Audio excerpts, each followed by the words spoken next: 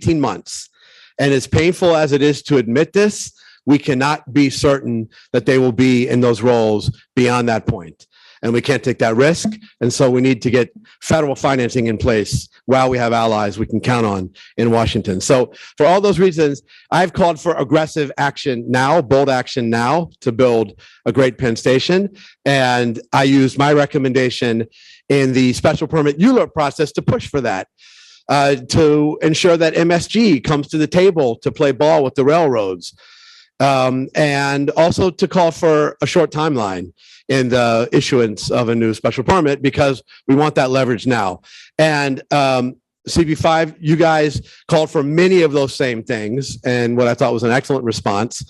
And I was gratified to see this morning that city planning they voted on their recommendation, which I think in a lot of ways was similar to what we called for and what CB5 called for. They did recommend a longer time period of 10 years. But with that exception, there was a lot in there that I think will help us in this process. Tonight, this presentation, you're going to hear about one vision for how to create a new Penn Station. And I don't think my role is to pick a given contractor for a project like this. I believe that should be decided through an open RFP process for a full master plan for this site. And I'm very gratified to hear that Governor Hochul has made some public statements supporting that vision of an RFP process to figure out the best way to go. What I will say is that there's a lot in the plan that you're going to see tonight that I find compelling. First, the idea of having a grand entrance on 8th Avenue. The number of passengers entering on 8th Avenue now alone would make this the 4th largest transit hub in North America. The idea of removing the theater creates a lot of possibilities, one of which is the ability to remove some of the pillars on the platforms that are obstructing egress from the trains. That would create more space for more elevators and stairways, et cetera. I'm compelled by the idea of building a box around the bowl of the arena. That's something the model illustrates. You can then activate public space with retail. I like the idea of creating a space for the trucks to park underneath the arena, because we don't want them taking up space on 33rd Street. And look, you can judge all those things. You can ask tough questions. You'll have your opportunity tonight. For better or for worse, MSG owns this property. And they own the theater, they own the taxiway, which is that little space between the office building and the arena. They own the pedestrian skyway, which you can also see in this model. And we're going to need access to some or most of those assets to do this right. And for better or for worse, the law requires that they be compensated for that. I don't like the idea of putting more money in the pocket of MSG. I think the way to deal with that is not to block the public from getting great transit upgrades. It's to end the tax credit, which MSG is getting, which coincidentally yesterday, the IBO issued a report, and their calculation is that they've already gotten almost $1 billion in savings from that tax credit. Obviously, that goes up every year. And really, it's not defensible. Anyway, I know you care about every issue that I'm raising tonight. I know you're going to ask great questions. Let's have a good conversation tonight. And most importantly, let's build a wonderful Penn Station. Thank you, everybody.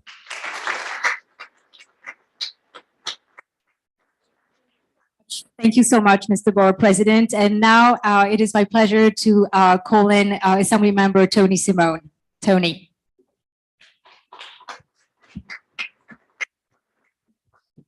Thank you.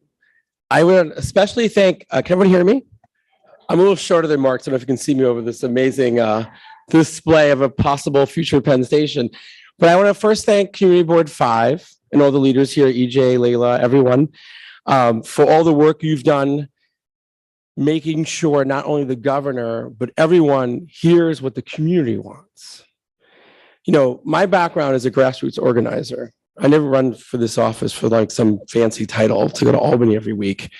I did it to represent the folks who I live with.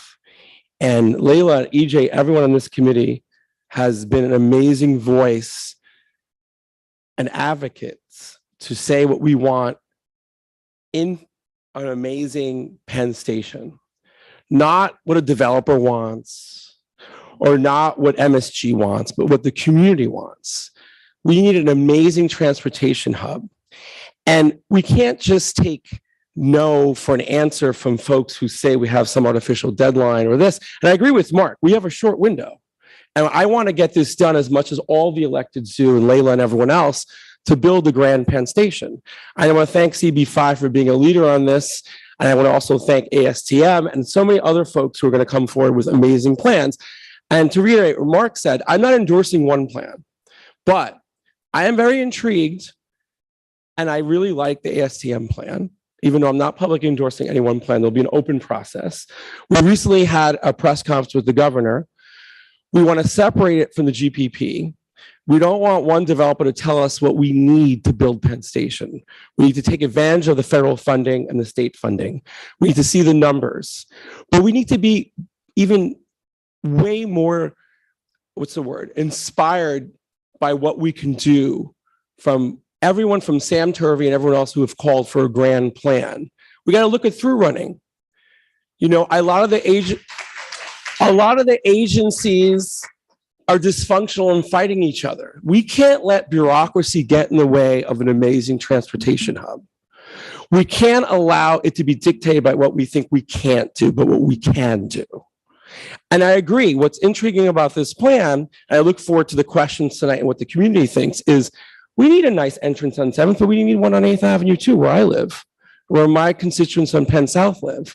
And people west, we built Midtown West, we built Hudson Yards, which I wasn't a big fan of, and thousands of people are moving to the west side of Manhattan. So you should be able to enter Penn Station from both avenues. And we need to look at the concerns of the community to make sure the streetscape is beautiful and pedestrian friendly, not car friendly. No offense to my relatives on Long Island, but what serves the people who live there. And we have to be more creative and bold when we know we have to expand the tracks, but not at the detriment of our residents. There is no reason we need eminent domain. Come on, MTA, get with the program and everyone else. We have to think forward like amazing future cities like Paris, through running. There are other ways to do this. And like Mark said, and others, I think most electeds are unified on this, is in an ideal world, I want MSG to move. But short of that, and we should have leverage on them by ending their tax exemption and by making sure that we don't extend it forever, the special permit, we need to make sure that the traffic is off the street, the trucks are not on the street. We have to make sure folks can gather in beautiful park plazas. We have to make sure the residents are not affected. We need light. We need a train station you want to go to. Not that you're buried in some behemoth of where you don't know where to go in darkness. We need light and windows. We need an amazing, not too much different than Grand Central or what the big mistake we made by tearing down the original Penn Station. And we should listen to folks like Sam and others on being bold. You know, I was told, oh, it costs too much for this, and I'm not going to say who, too much for that and too much for this. Construction always goes over cost. We need to work with the community on what they want and develop a Penn Station that we can all be proud of, that serves us now and in the future. People are going to want to go through this amazing transit hub. And we have a short window. Like Mark said, politics and government change overnight. They'll leave us behind. Look at what happened with Gateway, how long we waited. We can't wait a minute too long. We need the next year or two to develop a Penn Station. And I look forward to all of us from CB5, Mark, and all the electeds standing there on the ribbon cutting, whoever is picked for the grand plan, on an amazing Penn Station that serves every commuter first and the constituents we represent. But not just that, but the entire tri-state area, where you're not going to have to switch for 6 trains or trying to figure out a dark hell to get to where you want to go. You're going to want to go to Penn Station. You're going to want to hang out in Penn Station, like I kind of do sometimes at the Moynihan Station when the Albany train is late on meetings. It's a pleasure to hang out there. Come on, we're a world-class city. We need iconic Penn Station, and this community and the electeds and all the leaders in CB5 are going to get us there no matter what. And any naysayer who tells us we have to do it by what one developer wants, that's a conversation in the past. We're now moving forward. Oh, thank you. Thank you so much. Now I want to call the ASTM team. We are joined tonight by Peter Cipriano, Senior Vice President for ASTM, Vishaan Chakrabarty, Founder and Creative Director for POW, and Luke Bridle, Director of Transportation for HOK. Who wants to take it first? Peter. Thanks, Leila. I'm gonna just read some brief remarks to try and level set us, and then we'll get into this presentation tonight, and my colleagues and I will take turns through different sections. So thank you for the opportunity to appear before you this evening. I want to start by recognizing the outstanding public leadership we have seen from members of Community Board 5 and the many local elected officials who are fighting for a better future at Penn, particularly the BP and the Assembly member. Thank you for coming this evening. Your collective involvement is facilitating an open discourse which benefits all of Penn's stakeholders. In this group of leaders, we can be sure that there are no details which will evade sunlight and no nuances that will evade public scrutiny. This is as it should be, and I thank you for it. For decades, Penn Station has languished through scheme after scheme and plan after plan. Underfunded but overutilized, always present and yet forgotten, Penn Station has been the definition of what I call an orphan project in the United States. To Amtrak's great credit, they have navigated these obstacles, adapted to the circumstances, and kept the station relatively safe, open, and available. But now is the time, as our speakers before me said, to do more than tread water. For that reason, 2.5 years ago, we at ASTM began to consider an approach to solving this problem. The railroads had completed a pre-NEPA study of the station's problems and potential high-level solutions to those problems. That exercise, known as the master plan, yielded some notable points of consensus, such as the need for a fully ADA accessible station, which we can all agree to, the need for more light and intuitive wayfinding, and the preference for a single level layout of the public headhouse area. While the master plan has not been released to the public, we felt these objectives had great merit and could potentially be incorporated into an actionable plan in the near term. Around that time, we also got a new governor who has proven to be one of the most stalwart advocates for change at Penn in 50 years. Governor Hochul has made clear that change will come and has outlined a broad yet clear vision for a new facility that brings light, air, and space to people's daily experience. And that's important. Taking the high-level objectives of the master plan and the strong vision established by our governor, we asked, can a private firm add constructively to this conversation? That's a big question, I know. Can we create something worthy of the city that accomplishes these goals? And can it be delivered in a reasonable window of time and at a reasonable cost?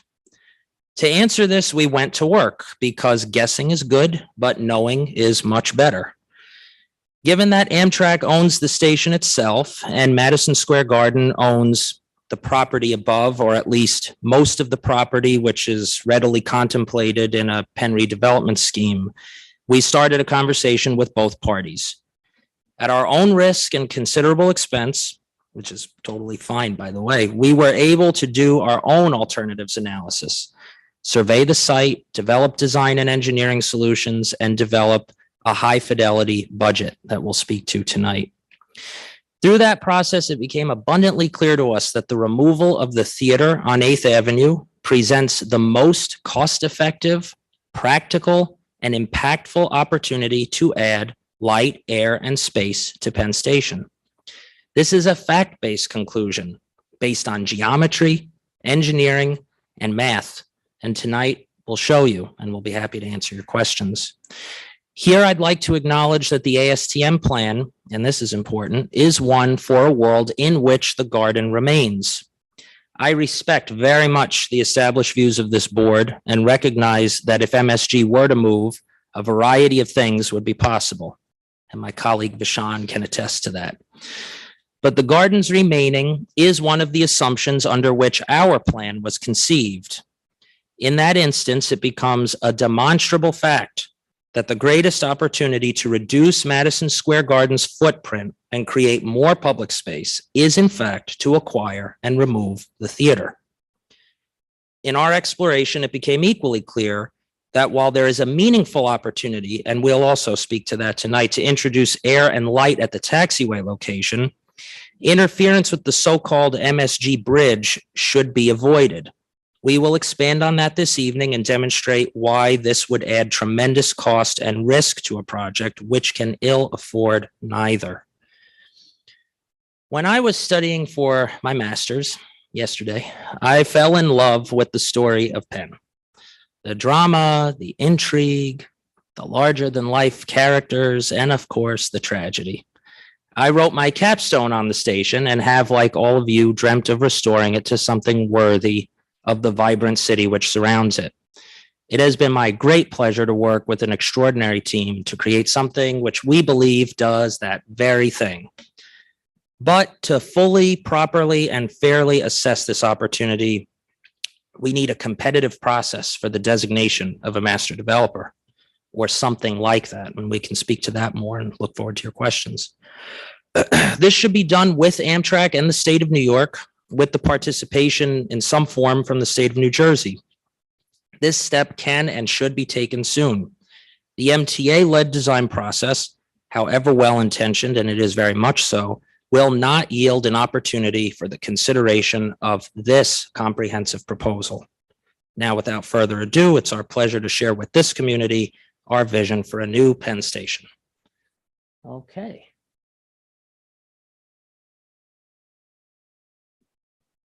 Do I just press this arrow? Very good question. We need some tech support, I think. Oh, Oh, look. it was off. Okay. it is working.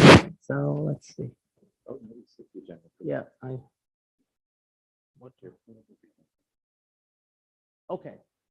So just an overview. Can I do this? Okay. Will the camera see me if I stand this way? Does anyone know?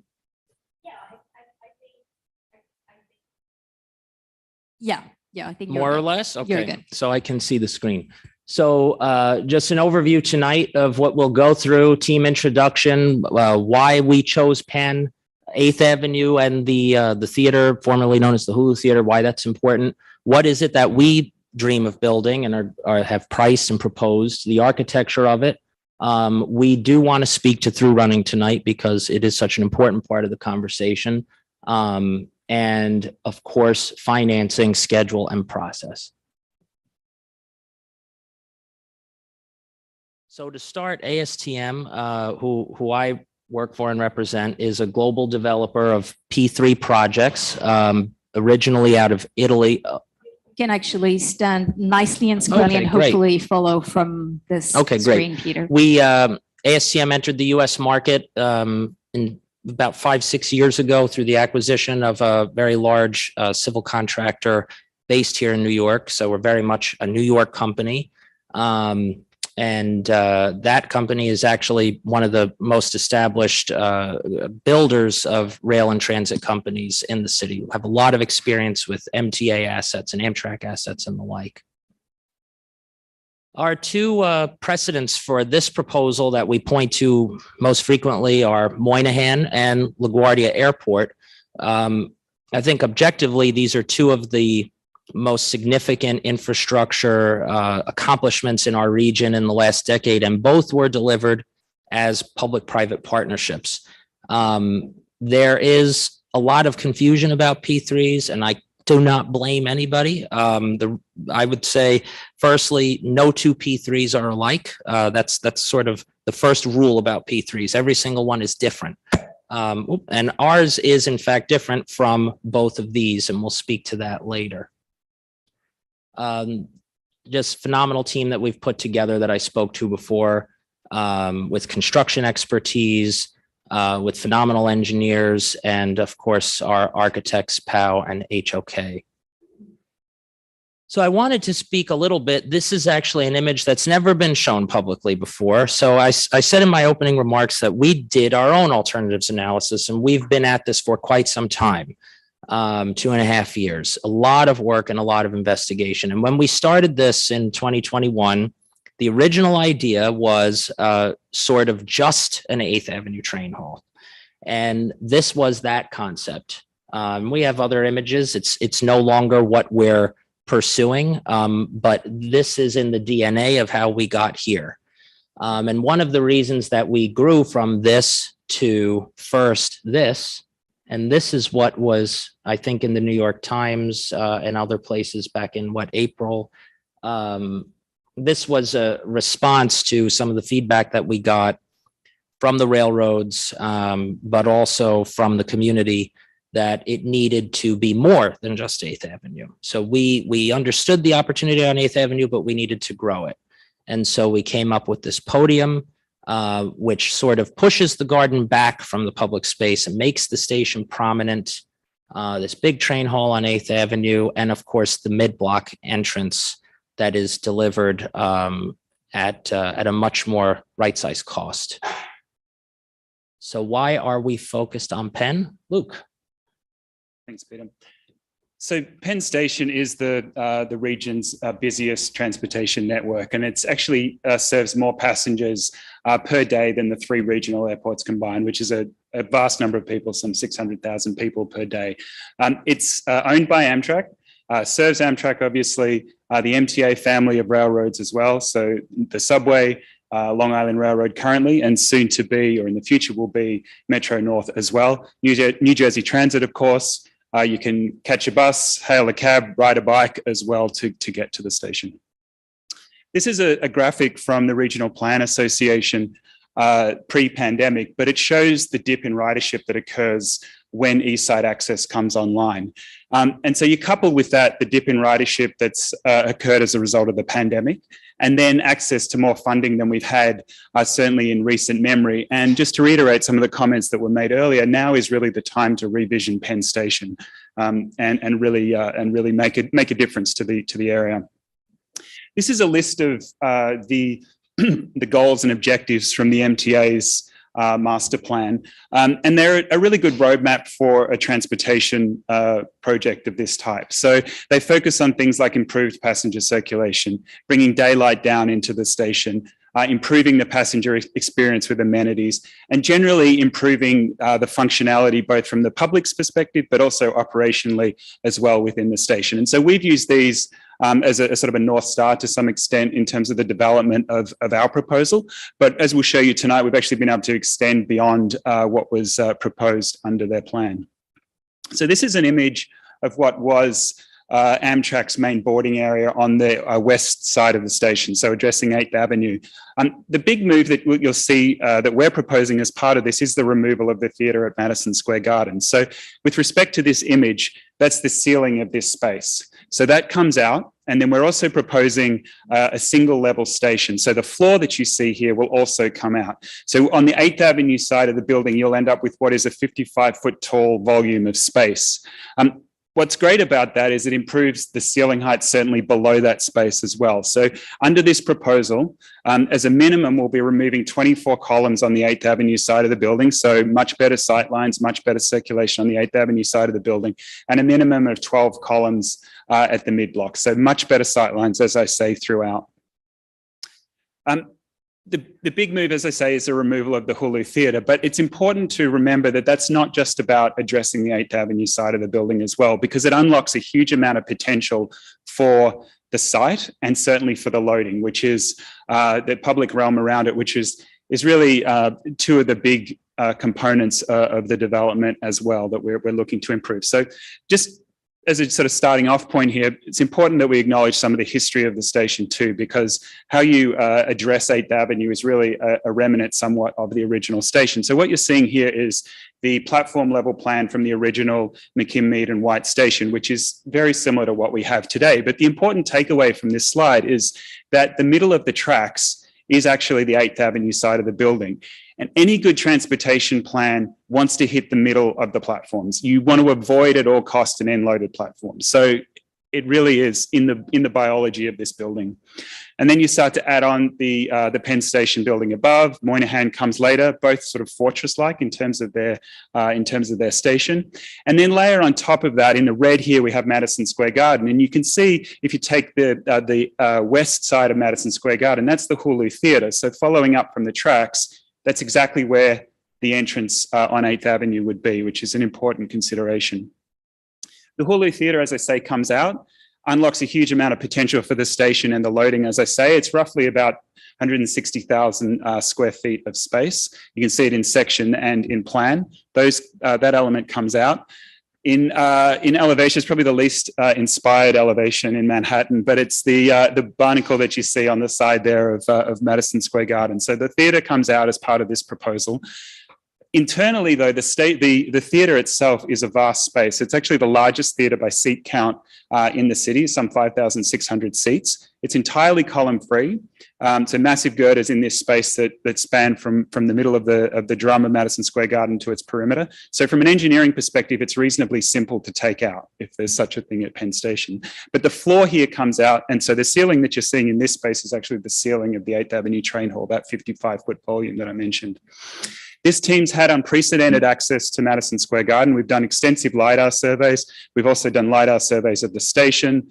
We've done a number of field surveys, mechanical surveys, structural surveys. So we have a very good understanding of the makeup of the station and Madison Square Garden and the Hulu Theatre. And this has guided the development of this. So everything that you're going to see tonight is realistic in terms of its constructability. And that's an important consideration. As I said, the Hulu Theatre comes out, does a lot of things for loading. Top left image that you see here is the loading that occurs for the Hulu Theatre that occurs at the corner of 31st and 8th Avenue. It happens about 40 days a year, but when there are the large semi-trailers in that plaza, it's impeding flow into and out of the station quite significantly. And you can see the image on the right there is actually the staging of those trucks for loading and unloading. So that also impacts vehicle flows around the station as well. Under this proposal, all that goes away because we're removing the Hulu Theatre, and that's a really important consideration. But it also unlocks, in the image to the bottom left here, unlocks some potential for the loading within Madison Square Garden as well. And I'll dig into that in a little bit more detail.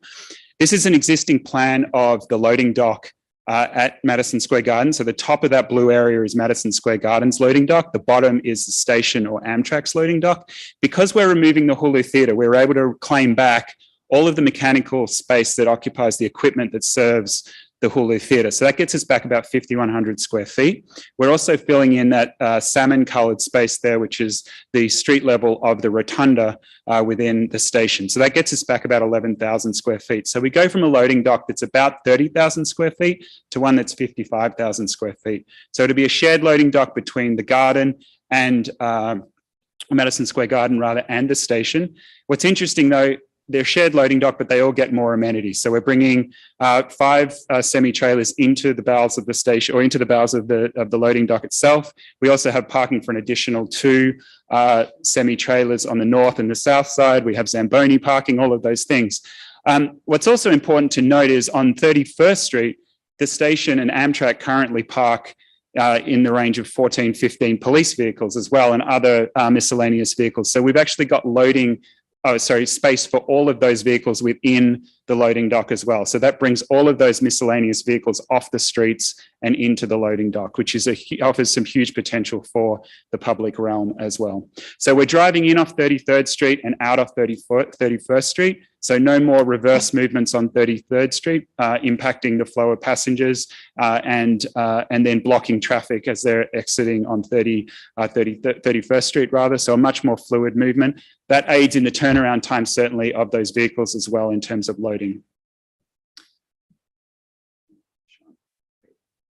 Thank you, Luke. Thank you, Peter. Thank you, everyone. So that is the enabling work for what we're about to show you in terms of the architecture of the building. I just wanted to really quickly say, I've spent most of my adult life living in Community Board 5. My office is here, and I've worked very closely, and it's been an incredible privilege and honor to work with Community Board 5. And was an advocate alongside you to moving the garden. And I have not given up on that. In fact, in this plan, the garden could move someday and we could adapt this plan to that. But I think the reason I raise it is that, about 16 weeks ago when I met this incredible force of nature named Peter Cipriano and realized that 2 years of due diligence had gone into this, not just in terms of moving the theater. And I think many of you know that moving the theater is not a new idea.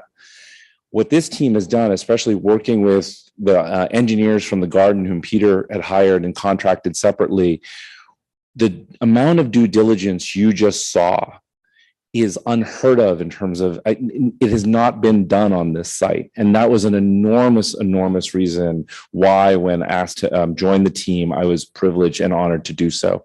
So Luke and his colleagues at HOK have done this extraordinary amount of work looking at all of that, the alternatives Peter mentioned earlier. When we stepped in, one of the first things we started looking at is all of the work that's happened around the station, Moynihan, the Moynihan connector, the work Vornado is doing on 7th, the very good utilitarian work that the MTA has done in the Long Island Railroad concourse. But to us, that is all kind of at the edges of the main station. The main station is, I like to call it the jelly and the donut, because that's where the hundreds of thousands of people are a day. And so unless you solve that, you can't solve everything that is around it. And so this is a plan that is a unified full block plan and solves the station from 7th Avenue to 8th Avenue, including mid-block. So 3 entrances on 7th Avenue, working with Vornado and New Jersey Transit in terms of those entrances. Entrances at the mid-block, similar to the plan that the MTA has proposed. And it's important to note that mid-block, what that is, and you can sort of see it in the model right there, it is basically the width of a side street in Manhattan, about 50 to 60 feet wide, that sits between 2 Penn and Madison Square Garden. It's important for bringing light into the middle of the station. I don't think we would ever consider it a head house for the station in the traditional sense. What can be a head house, and really the only opportunity for a truly civic public station, is on 8th Avenue, where the theater is, as Luke described, with entries at 31st and 33rd Street, as well as the center of the block across from the Farley Building. So the areas of an intervention includes the Hulu Theater, as Luke has talked about, the mid-block, 7th Avenue, and then that red line you see is the removal of the B level. That is what Luke described as the Amtrak level, and that's what results in much higher ceiling heights throughout the station when you take that out. So this is the section we are proposing. This is actually the section that convinced me that we could create a great station while the garden is there, at least for the foreseeable future, because we have a 55-foot high train hall on 8th Avenue, 105-foot high train hall in that mid-block space, and about a 24-foot ceiling height. So the Long Island Railroad concourse now has about an 18-foot ceiling height nominally. We would get about 24 feet throughout the station. And the other thing is, this is the length of about 3 subway cars, right? So there's light coming here, there's light coming there. And so it's really critical to understand that even in that lower portion, you're getting a much more gracious station. And the other thing to understand is this is a single unified station. No more former Yugoslavia. No, I mop here, you mop there. This sign is different than that sign. It is one station. All the railroads are agreed that the signage should be unified, that the management of the station would happen under ASTM in terms of who cleans it, who cleans the bathrooms, who keeps the elevators running, and so forth. So that's critical to understand. Under our plan, and it astounds me when people say, well, one avenue is more important than the other avenue. That is not good transportation planning. It is not good city planning. Every great station operates in a 360-degree way in its city. And part of what that does is it means that in this plan, 70% of the people who come out from the platforms will come out under daylight, whether you come out in the mid-block or you come out at 8th Avenue, and then, of course, the daylight that's already existing in Moynihan. So this notion that we've heard, well, most people come out on 7th. Well, okay, they're destined towards 7th. But if you take a Long Island Railroad train or an Amtrak train or a New Jersey Transit train, you actually don't control often what platform you board. Right? You can, even if you're destined to the 7th Avenue subway line, you can easily come out here. So this notion that this is the only important place, sorry, I gesticulate, it's an Indian thing. Right, oh, thank you. Oh, look at how high tech that is. Thank you, Peter. So the point is that sure, there's a lot of people destined to the east, but many of them are going to emerge into the station from the west. And so you have to think about it as a totality, not just as, well, everyone's coming over here. And why would we want to crowd everyone to one side of the station? So the other thing is, look, there are very important, I'm here to talk about architecture, but it starts from the track level and it starts with things like safety. So what this is a heat map of the existing egress situation. So you know when trains come in, it is very, very crowded on those platforms. It takes a long time to get off, and God forbid there was some sort of fire or smoke incident. We conform with what's known as the National Fire Protection Act, NFPA 130. That means that you have to get people off those platforms inside of 4 minutes. That's important, not just in terms of safety, but for improved capacity, because it means you can run longer trains. You could run more trains conceivably in the short term by having better station egress. And so we dramatically increase the number of egress points from 90 to about 120. And that means that we can get people off the platforms in 30% less time. Yeah, thanks. It's just a natural thing. Sorry. That means we can get people in 30% less time off the platforms. And that also includes, by the way, 2 elevators per platform. I had a level. 2 elevators per platform, as well as new escalators and stairs. That means full ADA access for every platform. And again, because ASTM would be operating the station for 50 years, it is on them to keep those elevators working, free of odor, because otherwise they don't get their payments. That's the deal. That's the way all of these public-private partnerships work with LaGuardia and so forth. So much expanded track access, and then the single level station that we talked about before. We have worked with the MTA plan that actually improved upon it in a number of ways. We have wider corridors. We have a new east-west corridor on the south side of the station. So if this is 31st Street, that's 33rd Street. So right now there's a big corridor, the Long Island Railroad corridor, underneath 33rd Street. This mirrors that on the south side of the station. And what that means is it completes a loop, which means no more dead ends, no gullies, no cul-de-sacs. It means that you have multiple options for how you move around, like the city grid, if you think about how you move around the city grid, and it matches the city grid. I know many of you have mixed feelings about Penn expansion. If Penn expansion were to happen, it would work with that, but it isn't contingent on that or proposing that. It's just saying it can work with multiple outcomes. And then what we have is 24 feet of ceiling above all of that blue area. And we've been able to concentrate, and this is really Luke and his team at HOK, concentrate all the back of house above retail and so forth to make sure that you have clear sight lines throughout. Then on the street level, as I promised, 3 entries on 7th Avenue, the mid-block entries. As I think the board president mentioned, that when we create a street wall building, we're able to create new street level retail. And so now it is not such a terrible experience to be on those sidewalks, retail on 8th Avenue, and then corner entries in the main entry.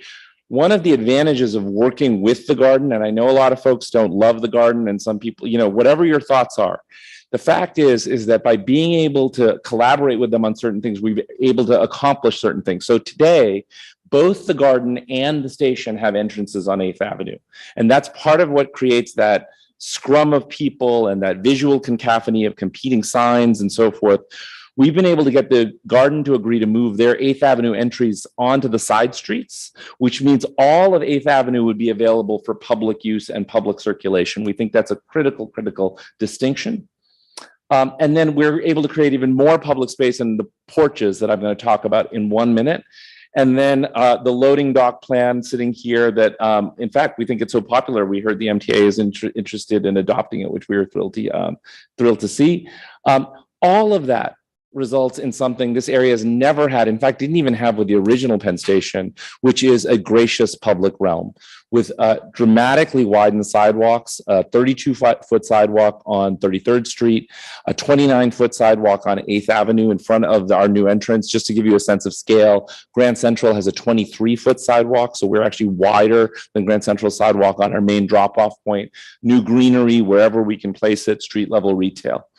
And then a unified building, as we said, to really square off the circle and make it a street wall building that meets the city in a gracious way.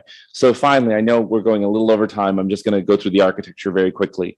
We looked at all the train stations going up and down the Northeast Corridor. They're all stone. All of the ones that we consider to be architecturally significant, whether they're contemporary or historical. We looked very closely at Grand Central and how Grand Central works and how Grand Central is really part of its community, and also how materially it's distinct from the sea of private enterprise around it. It declares itself as a public building, and we think that Penn must do that too. We looked at the original Penn Station, which had a foreboding but very beautiful neoclassical facade. And so what our project is doing is the top in developing the facade of the building is to look at both the Farley building and the original McKimbey and White Penn building. So it's sort of a mirror of a ghost, if you will, and look very closely at the original 8th Avenue facade of Penn with its articulated corners, its central bay, and the fact that that waiting room space hovered above the elevation much in the same proportion as the garden hovers above our elevation. So now I'm just going to walk you through some before and afters. So this is the current view from the top of the Farley building. As Luke mentioned, just won numerous architectural awards. And this is what we're proposing as the new station. One of the things Peter really encouraged me to do early on is think about this as a great mixed-use building that, again, no matter what you think about the garden, the fact that 20,000 people go there for a concert or a game is also part of our city. And so this stone facade unifies all of this. The garden would pay for the facade on their drum in our plan. You get that great central entrance across from Farley, the corner entry, some retail facing, and then the porches on the second floor of the corners, which I'll talk about in a second, because we've been able to develop this deep stone facade. And by the way, Peter mentioned the alternatives that we looked at earlier, the glass alternatives. The stone building is actually a less expensive building. It actually has lower embodied carbon.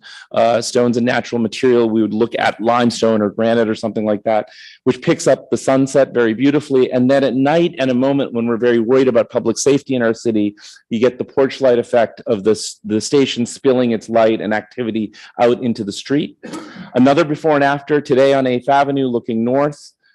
In our proposal, we think something that no city in the world has, which is a 450-foot long public room made of stone, a historical building and a contemporary building activated by greenery and retail and the activities of the station. Another before and after 33rd Street looking east. And you see that transformation where suddenly you're again picking up the coloration and the cadence of the Farley building, the Empire State Building, and again, that notion that the stone buildings are the civic buildings of our city. 33rd Street looking west. This is a very important corridor. As the Assembly member mentioned, a tremendous amount of pedestrian flow on this corner. So this would be the future of 33rd Street, that expanded sidewalk, human-scaled entrances to the station, clearly marked subway entrances, greenery. On 8th Avenue, again, that expanded sidewalk. So greenery, that station facade opposite from Farley, that blue mosaic, we looked at the mosaic of the ceiling of Grand Central. The whole idea is that's the Hudson River, and you will see that turn into the map of New York City. So this is a stone and bronze building, just like Farley is a stone and bronze building. So we looked at the interior of Grand Central, that ceiling, the clock as a meeting point, the food and beverage on the balconies. And so we very much wanted to emulate that. So that is the map of the west side of Manhattan on the ceiling. It is a coffered ceiling. You see the double blocks, you see Penn South, you see Broadway cutting through. The Farley building in the distance. Amtrak was interested in, that's a fountain, that's a meeting point that is also about the National Railway System and the fact that we are the origin of the National Railway System, which I think is a beautiful idea. Stone, very durable materials. Seating, which was a big issue at Moynihan, again, because ASTM is able to privately manage the station. It can offer seating where people want it at the platform entry points. You see clearly marked ADA elevators, those glass elevators that bring you down to that concourse level, and glass. I don't know if you can see that glass right there. That's bringing light down onto the platform level. There's this great street level balcony over all of this. This is again like the theater of Grand Central with food and beverage offerings. And that includes these porches that I'm going to talk about in a second that are up on the second floor. Again, elevator accessible, public space with greenery that are on either corner of the building, activated by food and beverage. And then some other before and afters, then I'll close. This is the Long Island Railroad Concourse, the exit concourse looking south, from the Long Island Railroad Concourse looking south at the A level, very low ceiling.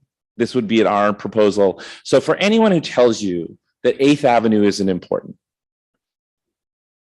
this is all of you know how congested that corridor becomes. This is right under Amtrak, right? This is the center of the tracks and platforms, as Luke said. And this is what it would be in our proposal. 55 feet, light coming from the west. Don't let anyone tell you 8th Avenue isn't important. It's an insult to everyone who lives west of 8th Avenue. Looking east, this is the Hilton corridor, basically the 32nd Street alignment, this rabbit warren. This is our proposal. This is a very important image. This shows you the map continues into that 24-foot high ceiling space. You see that height is still very gracious. There is room. We don't think digital signage belongs in the main train hall, but there is room for that in this concourse, station retail. And again, why is 8th Avenue important? That is the signage, again, a few subway cars away, for the 7th Avenue subway line. So there's a huge transfer, as all of you know, from the station into 7th Avenue. This is at 32nd Street. The one at 33rd Street, where Long Island Railroad is incredibly congested.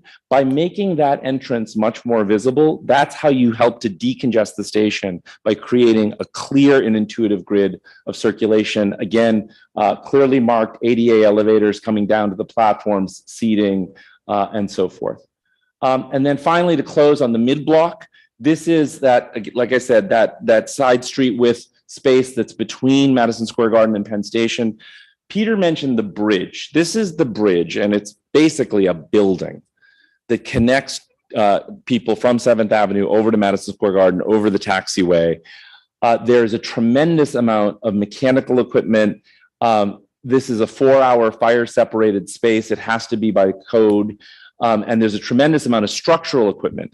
There are plans out there that say we want to rebuild this bridge at the cost of over $1 billion.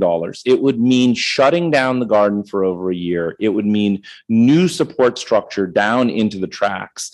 We think it's wholly unnecessary and would obviously be a source of litigation. And we don't understand the merits of it, because we still create a 105-foot high ceiling over the concourse level. This gives you an aerial shot of basically what you're looking at in the model. So this is 33rd Street, that's Plaza 33. That's that new expanded sidewalk headed westward. That's a truck with managed truck control coming into our new loading dock. That's the skylight over the A level. I think very important, access to all 21 tracks, just like the 8th Avenue platform. That's the mechanical equipment over the Madison Square Garden new bridge. I know this sounds like a detail, but it's not an air conditioning unit. It makes all the ice for the arena. You can't just wave your hand and imagine you can relocate this stuff anymore. You can the mechanical for the Hulu Theater. This is very, very serious issues in terms of making this all work.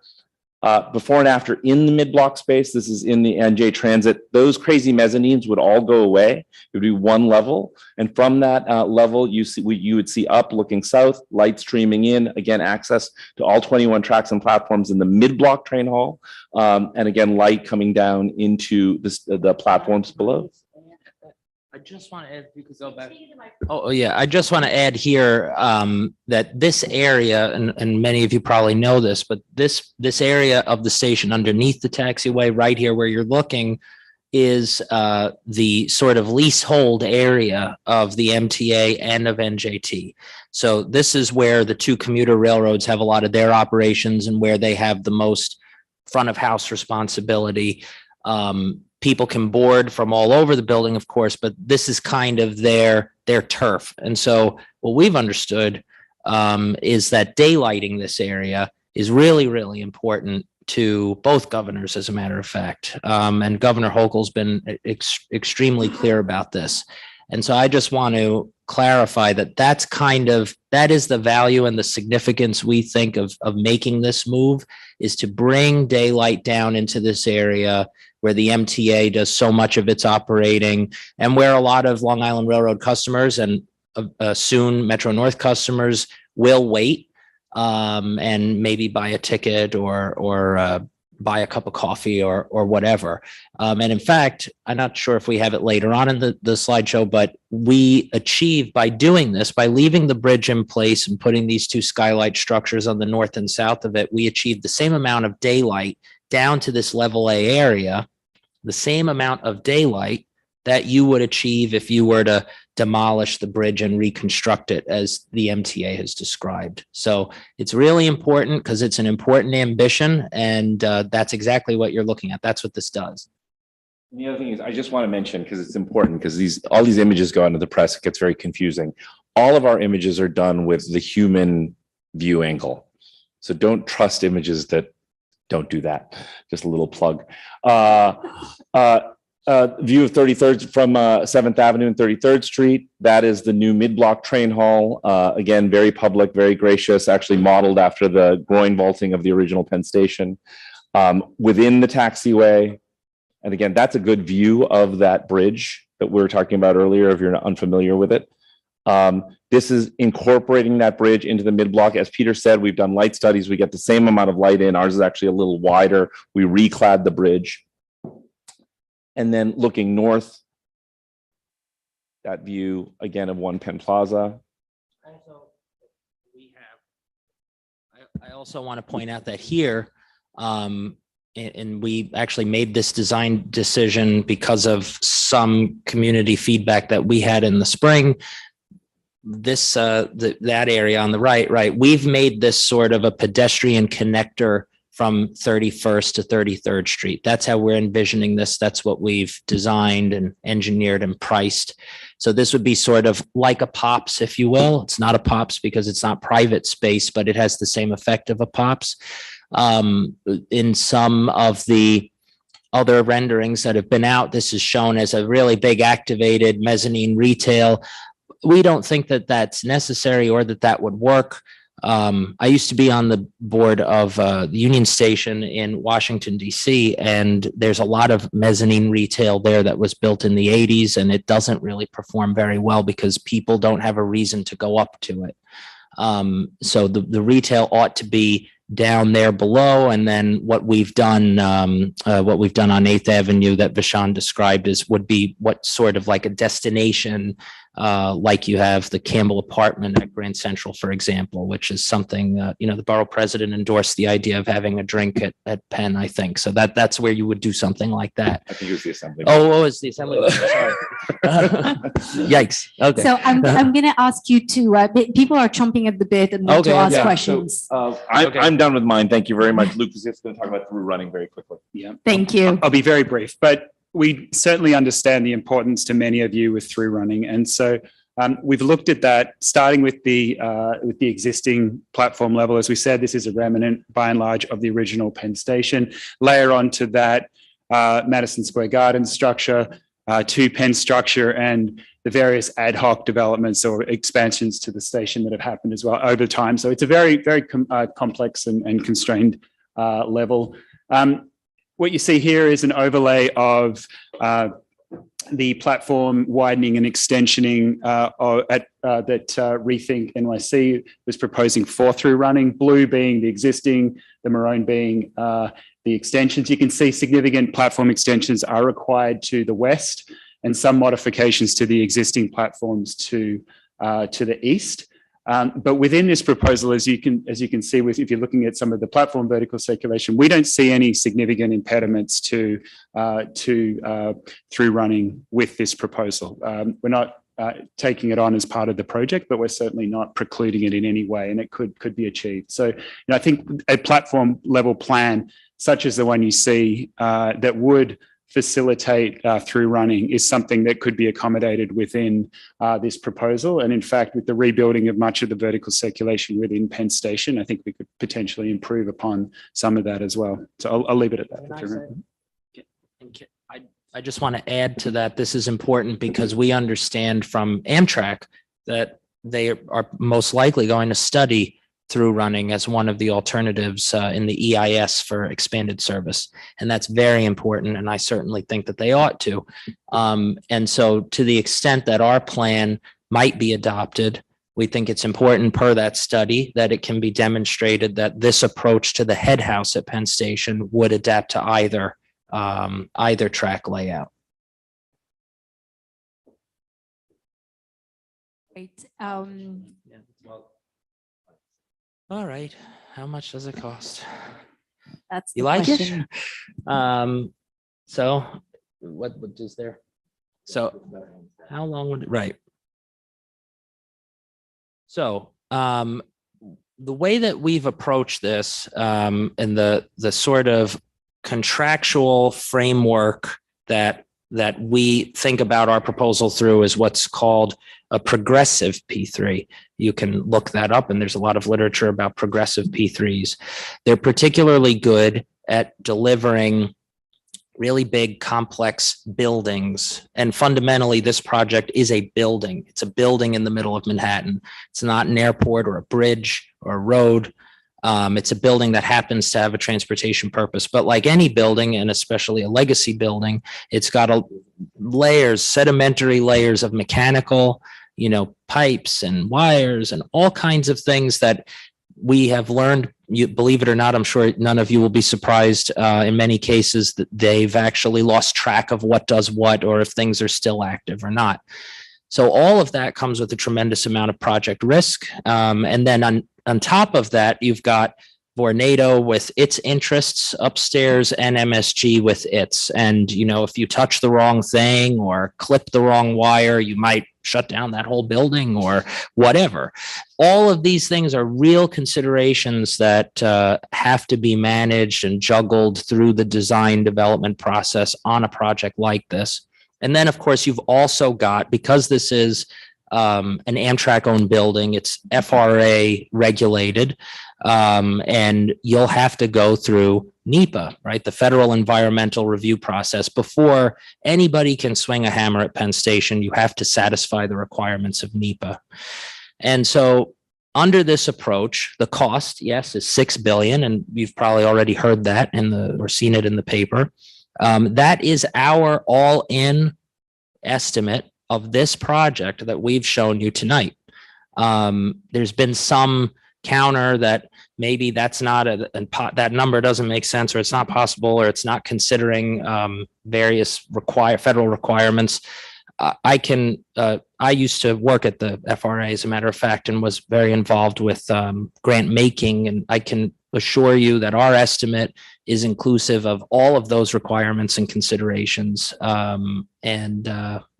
So the way that we would approach this is we're proposing an RFP. That's what we're asking for from ESDC, for example, as they did with Moynihan, and as they did just a couple of days ago, in fact, for a master developer of the Javits Center. There would be an RFP that seeks a master development partner.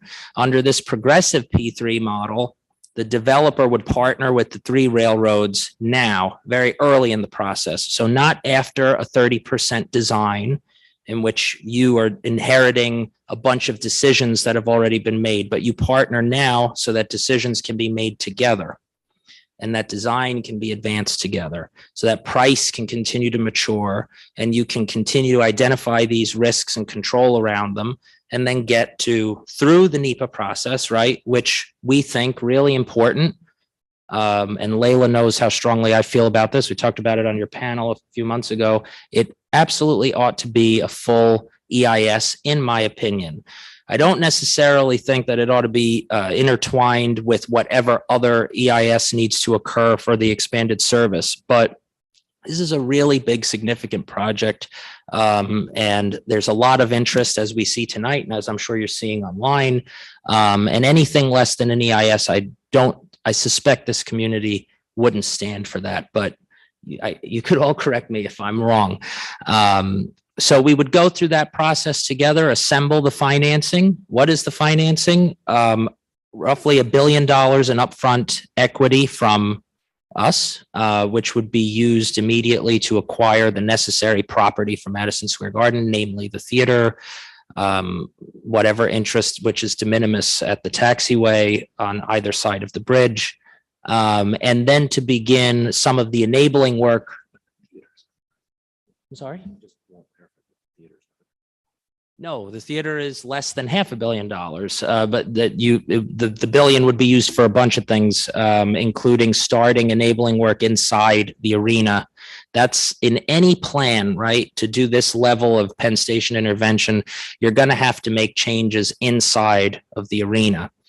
That's probably going to be some of your riskiest, longest lead item stuff that you want to get out of the way. And you also want to minimize. So what we've been able to do in our plan is mitigate that stuff and really minimize it to the lowest possible amount.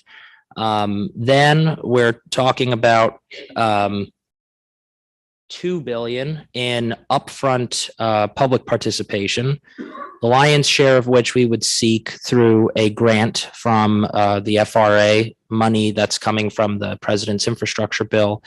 So presently, I'll go as quick as I can here. Presently, that money's totally oversubscribed. I'm sure that doesn't come as a surprise. With the Gateway project and governors from Maine to Virginia looking for money for the Northeast Corridor, the money's oversubscribed. Penn has been identified as an important project, Penn Reconstruction.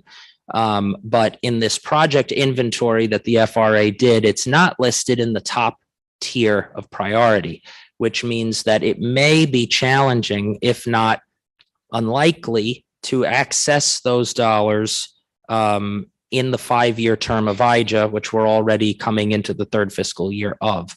And it's important to note that all of these grants, Congress has decided to make them what are called competitive discretionary grants. So you don't just get the money like highway money. You have to put an application together and apply for it. You have to show project readiness and the like.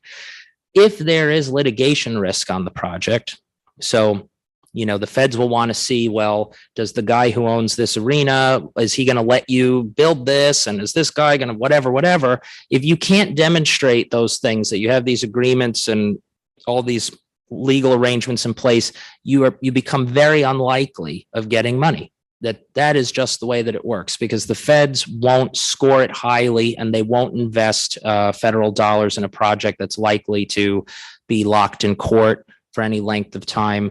That's what happened at California High-Speed Rail, unfortunately, and the current president experienced that during the Obama administration, and they're very keenly aware to avoid it again. So what our project does, by getting everyone to cooperate and by coming up with a framework from financing through legal considerations, where we know all the parties on this block can. Yeah, I'm sorry. Tell us the numbers. I think we want to hear the numbers. So we are at 2 billion, 2 million, 1 billion of equity, 2 billion of upfront contribution. So that would be $1.5 billion in FRA grant. Due to all the things I just explained, we believe we bring project readiness way up, so we can get a $1.5 billion grant for this project. Time is of the essence, but we think that we could do that if an RFP goes out soon, and should we be selected and all of the above, that could be done in the IJA term. And then $500 million upfront from the state's existing appropriation of 1.3, I think it's 1.2 is left.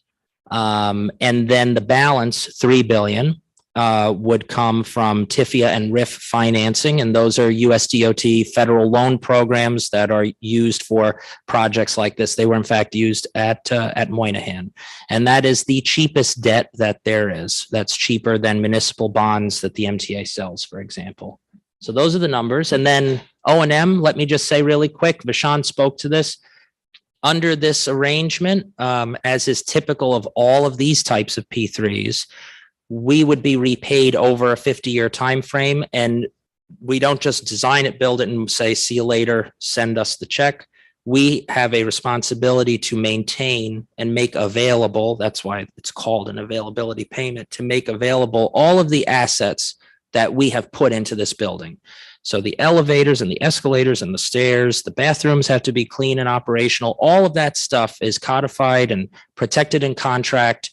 The other night with your other event, Layla, the MTA actually indicated that the railroads do agree that there should be a third-party private operator of the station, and through some contractual mechanism, it wasn't specified, because we don't want three different people doing three different things anymore. So this approach just wraps all of that together. That's the rationality. Whatever we design and build, we also maintain, and that's a risk that we bear. What else? What am I missing? Retail? We have plenty of Can I questions say for you. about retail really quick? Very, very quickly. Okay. We really In our need to move this concept, along. in our concept here, what we have proposed in this type of P3 structure, the retail revenue and whatever advertising revenue there would be from signage would be retained by the railroads, not by us. So this is not, as some have alleged, a shopping mall thing. Not at all. It's a civic space. And we do think there'd be significant revenue opportunity for the railroads, but that would not be ASTM's participation. For a very, very thorough presentation. Thank you.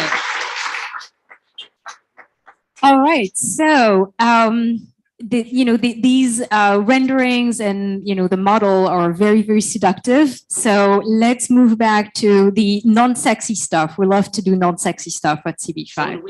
So let's talk about some aspects of this proposal that may be a little drier than those beautiful renderings that you just showed us. I'm going to take the first question, and then I will call on my colleagues. So those of you who are with us on the stage, raise your hand if you have a question. But just to stay on the financing and funding piece, just very quickly, for those of you who are not familiar with all these acronyms, FRA stands for Federal Railroad Administration, and it is an administration within the US DOT, the US Department of Transportation. NEPA, which is an acronym that we've used quite a bit, is the Federal Environmental Review Process. For those of you who are familiar with environmental review, you probably know ULURP, which is the city environmental review process. So NEPA is basically the brother of ULURP, but NEPA is for the feds and ULURP is for the city. Then TIFIA and RIF, those are the acronyms for the loans that can be given by the federal government. I think that brings, and P3, for those of you who are not familiar, stands for Public-Private Partnership. And as we've talked about already, the P3s come in, a variety of flavors and colors. Okay, so my first question is actually on the, let's stay on the money piece. Talk to us about the revenue. How do you make money? Who pays you? And how do you reach this 8 to 11% return on your investment?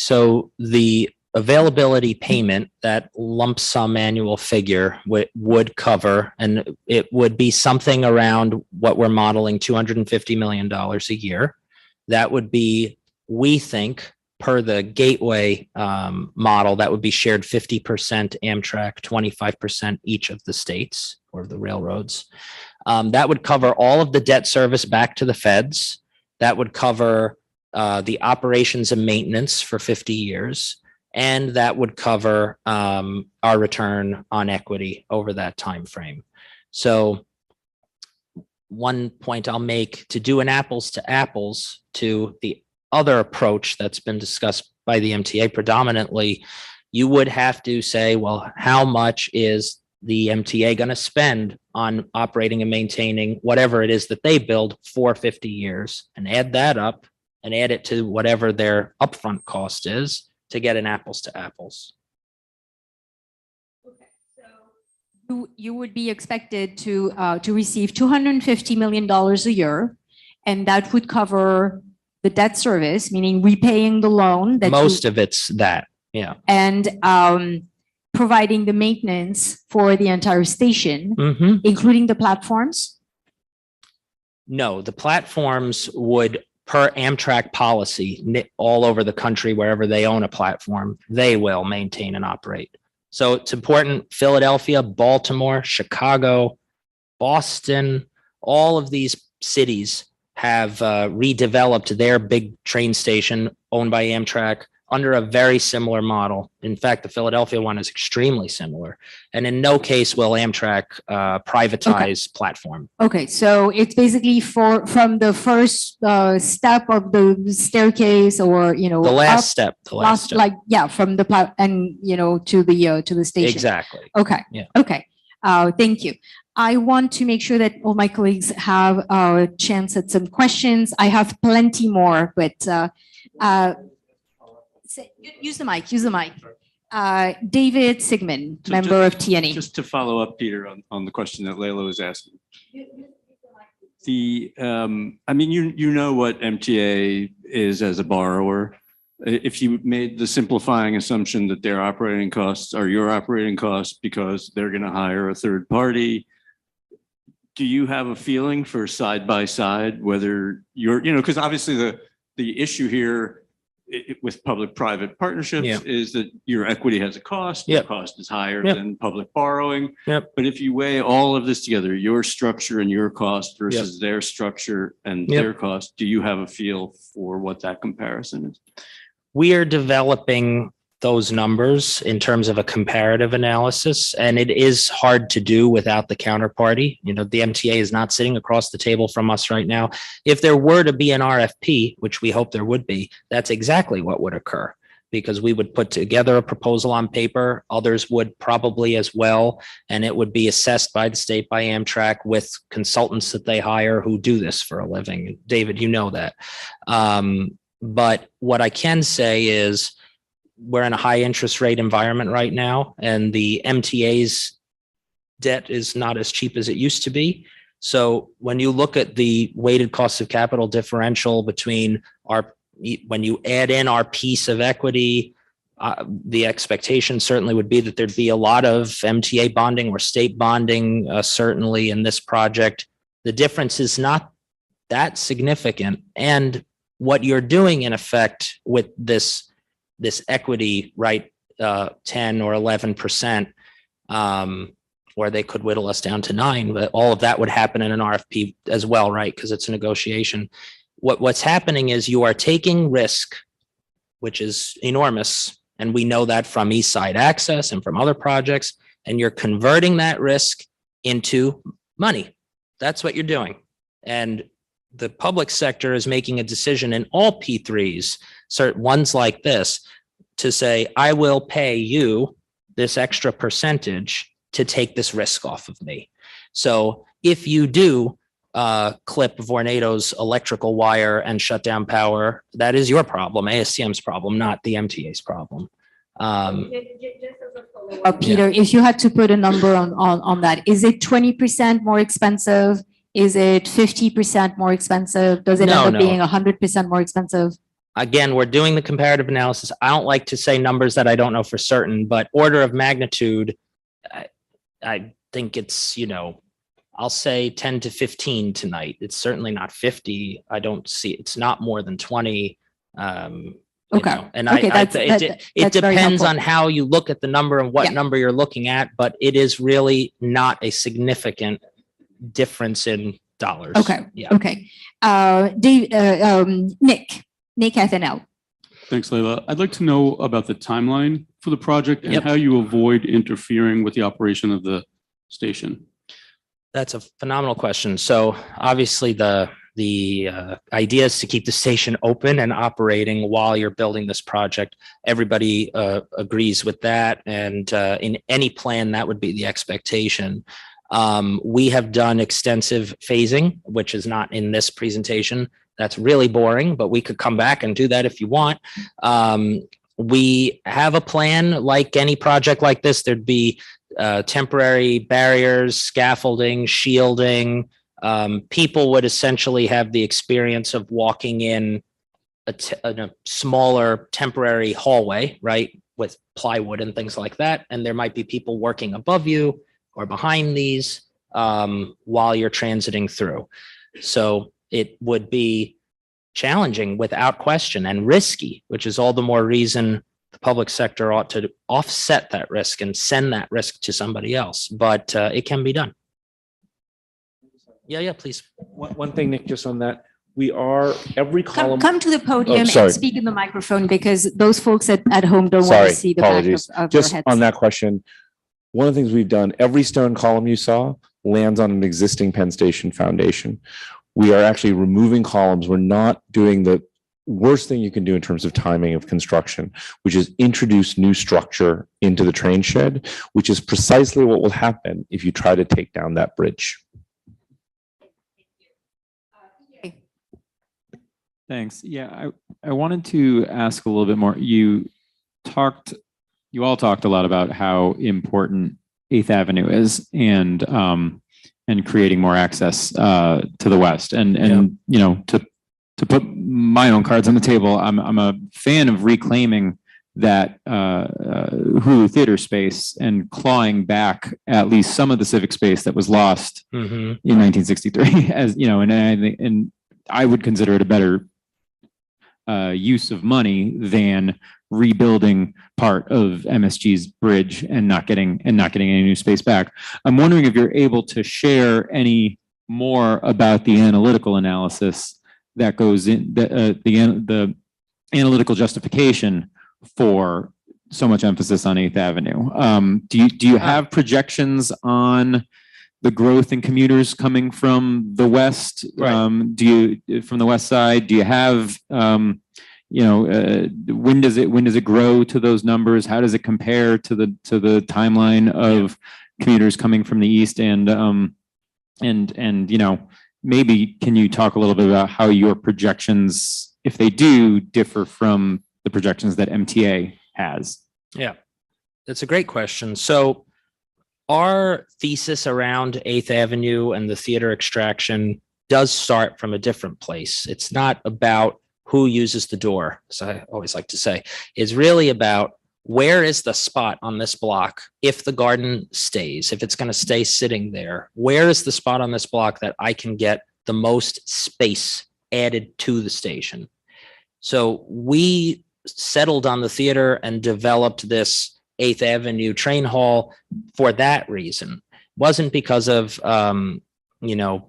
it wasn't driven by people are going to use this door, there's going to be all of this growth. It was really a structural and an engineering approach. And as Vishaan explained, our view of the station is not so much about, and we don't think anybody's should be, it's not so much about what door someone's going to egress out of. It's about creating an intuitive facility where people spread out. The train is, of course, under the whole thing. So when you come in the morning from Long Island and you ascend those stairs, most people will be on the 8th Avenue side and then just walk to 7th Avenue. So it's about getting daylight in and space. The numbers that the MTA references are pre-COVID. I don't think they have much fidelity. It ought to be looked at again. But now's not really the right time to look at it. So we haven't commissioned a big study, and nobody has, because it would not be wise to do so. The commuter railroads ridership is still sadly low, and we all want it to come back. Amtrak has recovered pretty much to pre-COVID levels, interestingly. East Side Access has finally opened. So a lot of Long Island Railroad customers that would have wanted to go east can now go to that facility. So we know that that's a dynamic that's occurred. With Metro North coming in, you can also logically intuit if someone in Connecticut is now going to choose to come here as opposed to going to Grand Central, there is a good chance that they want to go that way because they've been going to Grand Central for 100 years. Why would they change that pattern of behavior? Okay, we need Yeah, go to ahead. move on. We have just so much ground to cover. I have another question, Peter. Can you actually speak to the role and responsibility of ASTM and in the eventuality that things would go wrong for you guys? What happens to those 50 years of committed maintenance and Speak to that a little bit. Luke just reminded me that we did analyze cell phone data, and there has been a 10% shift since the pandemic to the west. So, okay, that's it. Thank you. I forgot about that. Thank you, Luke. So to your question, Leila, built into the financial model and, all of the cash and all the contract terms that goes into a P3 like this would be cash reserves and an expectation of replenishing cash reserves. And part of those cash flows, they're coming through that availability payment. Some of that's money I have to stash away because I do have, when we think about 50 years of O&M, you're talking about a lot of very expensive life cycle maintenance, which is now to the benefit of the public guaranteed, right? So every 8 years or something, an elevator motor has to be replaced. Otherwise, the elevator fails. That's expensive stuff. I have to reserve all of that cash because I'm expected to do that. If in some calamity, the P3, ASTM, whatever, were to fold, these structures are wrapped in lots and lots of insurance and performance bonding and all these things on the day you sign the documents, so that everything keeps going if something like that were to occur. And in fact, that's what happened at Union Station in Washington during the pandemic. So follow up to that, what is the commitment and how do we have a guarantee that, a private company whose goal and mission really is to make a larger profit as possible. We get it and we have no problem with that. But how do we guarantee a certain level of service and quality? How do we know that you're not going to cut corners and maintain the elevators less than desirable or clean the station less than needed? Certainly would not cut corners during the design and construction because, and this is a good question that we've gotten from lots of folks, that's the logic of saying you now have to take care of everything that you designed and built. So if you did a bad job, that's going to be on me for 50 years and that'll get expensive and that'll bust up all of the projections. As far as your 50 years, how do you guarantee that we're going to do a good job for 50 years?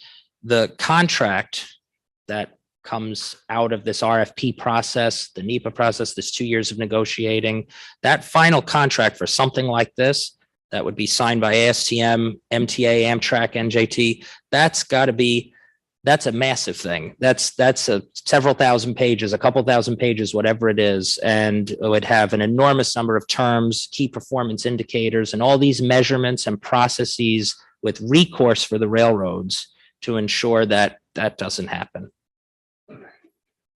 We have a number of questions from our fellow community board members online. So we're going to try for something for the first time. We're going to try to get those folks to speak.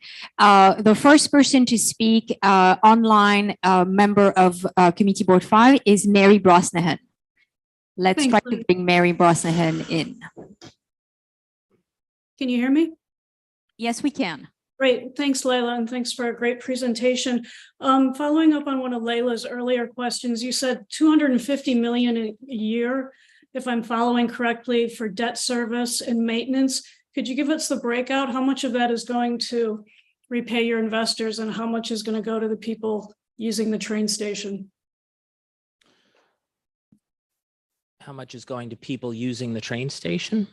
To preserve the modified train station. It actually changes year to year. It's a curve and it changes year to year. What the 250 million is going to year changes. And in the front end, it'll be mostly debt service back to the federal government for the first 10 years or so. And a lot of the return to the investors is made much later on. Mary. Thanks. If we could actually get the documentation so we could follow that more closely. Thanks. Yeah, I'm sure that once this progresses, I think there's going to be a lot of inquiry on that. Yep. The next question goes to George Haikelis. George. Yes, thank you very much. Can you hear me? No? To speak as loud as you can and as close to the microphone as you can. Okay, I'll try a little better. I'm a public member of the Community Board 5's Transportation Committee, civil engineer, and have been following regional rail issues for the last 60 years. Means I'm old, doesn't mean I'm intelligent or whatever, but seems that the elephant in the room here has been completely ignored. There have been a number of upbeat announcements about the administration, federal administration, wanting to expand cross Hudson rail capacity, which has not been expanded since it was built, 1910. The question of how an expanded cross Hudson system would fit into this project seems to be completely missing. The ARC project, Access to the Region's Core, which was done in 2003, brought a number of rail advocates to the table, and many of them called for a connection from Penn Station to Grand Central as part of a through running scheme. So the through running would be not at Penn Station per se, but from through Penn Station and on to Grand Central and on up to points north. This would be pretty much a state of the art, what Paris has done, what Berlin has done, what other cities around. George, I'm sorry to interrupt you, but do you have a question? Yeah, the question is let me get this right, is ASTM opposed to the Hudson tunnel capacity increase? And if it isn't, Thank you. We got it. We really need to move this process along. Sorry, No, George. definitely not. Absolutely not opposed. No, Okay, that's the end. the country needs more rail transportation. Okay. Period. End of story. With the expanded rail. The station works with the expanded rail capacity, as we showed, either with a physical expansion of more Penn or a through running scheme. So either one. And one does not preclude the other. Your reconstruction plan does not preclude an expansion to the south or through running or No. an expansion No. to the north. No, the railroads, of course, have to decide what they want to do. That's their choice, not Okay. at all, or nor would it ever be our choice. They have to decide what they want to do. Okay. but It would Okay. work either way. Moving on, what we're going to do, I want to be mindful of people who are here with us tonight. So I have many more questions, and I'm sure that my colleagues as well, but let's open up to members of the public so that we can have a public session, even if we decide to, wrap up with some of questions of our own for the committee. So members of the public, I'm going to ask you to line up to these microphones on each side of the aisle if you have a question. I will call on each one of you. You will have 2 minutes to speak. I ask you to respect the limit.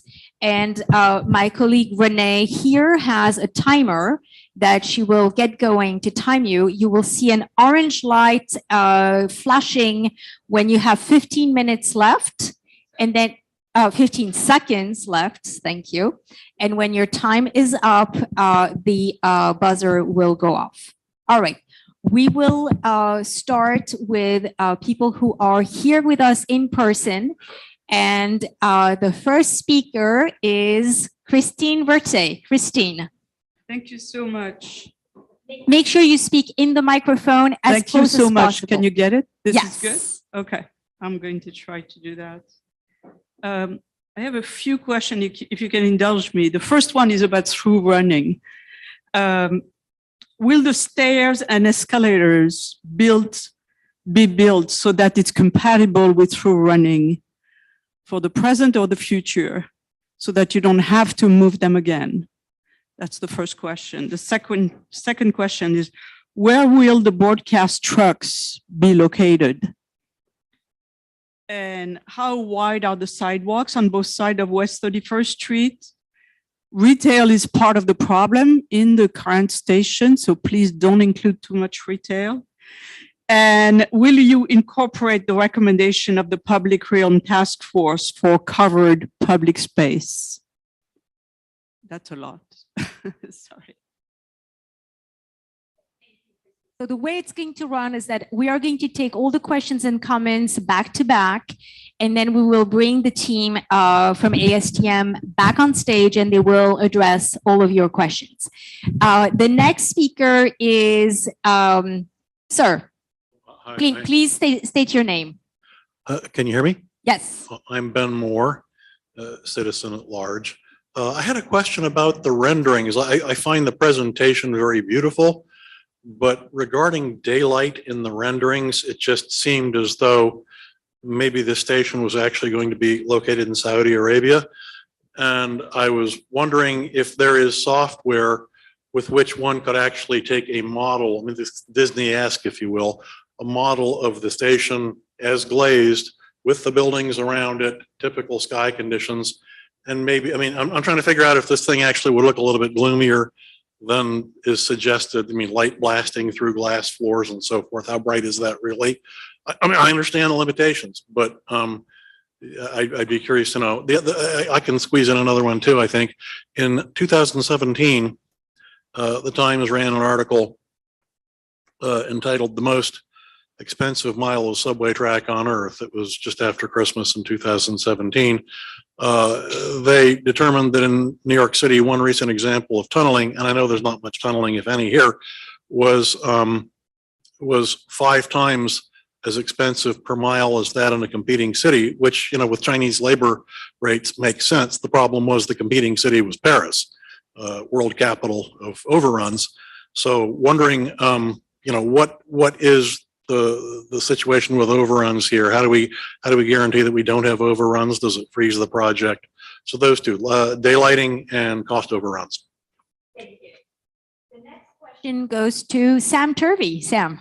Thank you, Leila. And thanks, everyone. There's a very impressive presentation. At the presentation on Monday night, the MTA suggested that the Hulu Theater might cost $1.5 billion to $2 billion. And Peter's saying it's $500 million. Advocates for the railroads are also saying there's no engineering support for through running, but we know that Vukan Vucic, Dr. Robert Paswell, Mysore Nagahara, Howard Sackle, I think I saw Robert Praviti here, are all prominent transit engineers who say through running can happen. As a layperson of the public, and I don't get paid for this, I tire of trying to figure out who's telling the truth and who's not. Would folks collectively ask Deputy Secretary Trottenberg, Pete Buttigieg, and President Biden to ask Andy Byford to work with us? Nobody has to lose their job. Work with us. Let's separate the wheat from the chaff. We should not have to wait until the environmental impact statement. They're spending a lot of time trying to bulletproof that from litigation. The public, people like myself, I'm already raising money for one lawsuit. I shouldn't have to raise it for another one.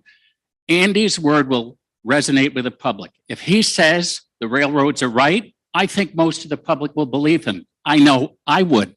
If he says the railroads are wrong and we're right, we get a world-class transit system that brings the connectivity of the subway to the suburbs. Why wouldn't we want that? Everybody's talking about money. Through running, we believe could save billions of dollars. We need to stop this. Waiting for the EIS is a red herring.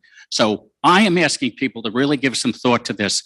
I know everyone in this room wants to make this happen and make it happen quickly, but we will lose the next election, or people who support the Biden administration will lose the next election if we accept that kind of decision-making, that just put it off, kick the can down the road, and accept less. We know Andy Byford. We trust him. Some of us even love him. Let's be smart about it. Thank you. Thank you. Next speaker, yeah, sir.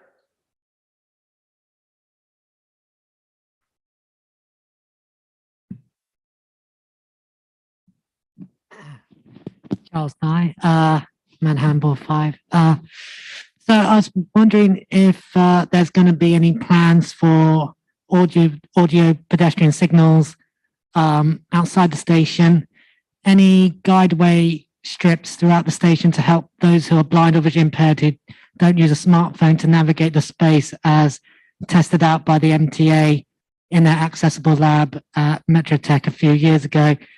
Is there any plans for a dedicated paratransit stop for Access-a-Ride? And could there even be the IRA app used in the station to help those with a smartphone navigate the station, as in LaGuardia Station, where in LaGuardia Station there's a free access point for ERA, where trained sighted people guide the blind through an app. So I think that would really help improve accessibility, because I don't believe this station is yet fully ADA compliant, as you know, accessibility is more than just putting in elevators and helping one type of disability, such as in wheelchairs. We should also think about the blind and visually impaired, who often get forgotten about. So I hope that could be incorporated into these plans. Thank you very much.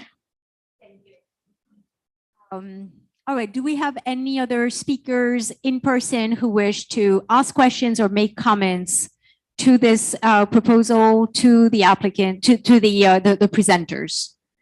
And any questions, comments from members of this audience who are here with us tonight? You already spoke, sir. So we're going to go by the books. Yes, sir. Go ahead. Please introduce yourself. Hi, I'm Michael Southworth. I'm on the Transportation Committee. I just had one question about what happens after the 50 years, such as if ASTM is buying the property, do we then have a negotiation in 50 years like we're having with MSG, et cetera? Does it complicate the situation down the road? Any other questions, comments from members of the public or members of the committees who are here tonight? You can move to the microphone to indicate that you wish to speak. Any other questions, comments? Okay, so seeing none, we will move to a public session from members of the public who are with us online. Please use the raise hand function. You will be allowed to speak, and you will have to unmute yourself to then ask your question or make your comment. All right, the first question goes to Eugene Senegaliano. Eugene, you are permitted to speak. You can unmute yourself. Hi, do you hear me? Yes, we can. Yes, as a member of the Penn Station Community Advisory Working Group, I have a good understanding of everything that's happened so far. I have to thank Community Board 5, and I also have to thank Assemblymember Tony Simone for all their hard work and their stance that they've taken to help try to protect the community. My at-risk community is in total agreement with Community Board 5, and certainly with the sentiments that Assemblymember Simone said tonight. We're at risk of eminent domain and destruction of our homes. And I want to know, and my community wants to know, representing hundreds of residents, hundreds and hundreds of businesses, thousands and thousands of employees, will ASTM's plan remove enough of the support columns and be able to incorporate through running to increase capacity, so that capacity increases would be significant enough in the existing footprint of Penn Station to prevent what looks like a $20 billion Penn Station expansion of 2 full city blocks to the south of Penn Station. Thank you. The next speaker is Steve Marshall. Steve, you're permitted to speak. You have 2 minutes. You can unmute yourself.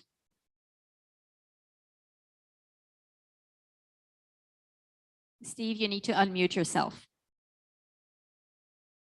Okay, can you hear me? Yes, we can hear you. Go ahead. Well, first of all, I want to thank Layla and the Community Board 5, Tony Simone, Senator Hoylman, Kruger, all the people that have written against the Penn Station expansion to the south, which will destroy an entire city block where people live, including me. It should be a landmark block. It's a historic music block, also with a 150-year-old fully functional church. I think whoever made this plan and whoever is thinking of knocking the entire block down is a despicable plan. Okay, to destroy thousands of people's businesses and homes as if it's out of hand and there's other ways this project couldn't be done. And I really like the ATSN plan, much better than the MTA. One of the things the guy from the MTA said the other day was anyone can come up with a number. When your number is 6 billion and their number is 7 billion, I felt like saying, yeah, like your number, which is going to be 100 billion.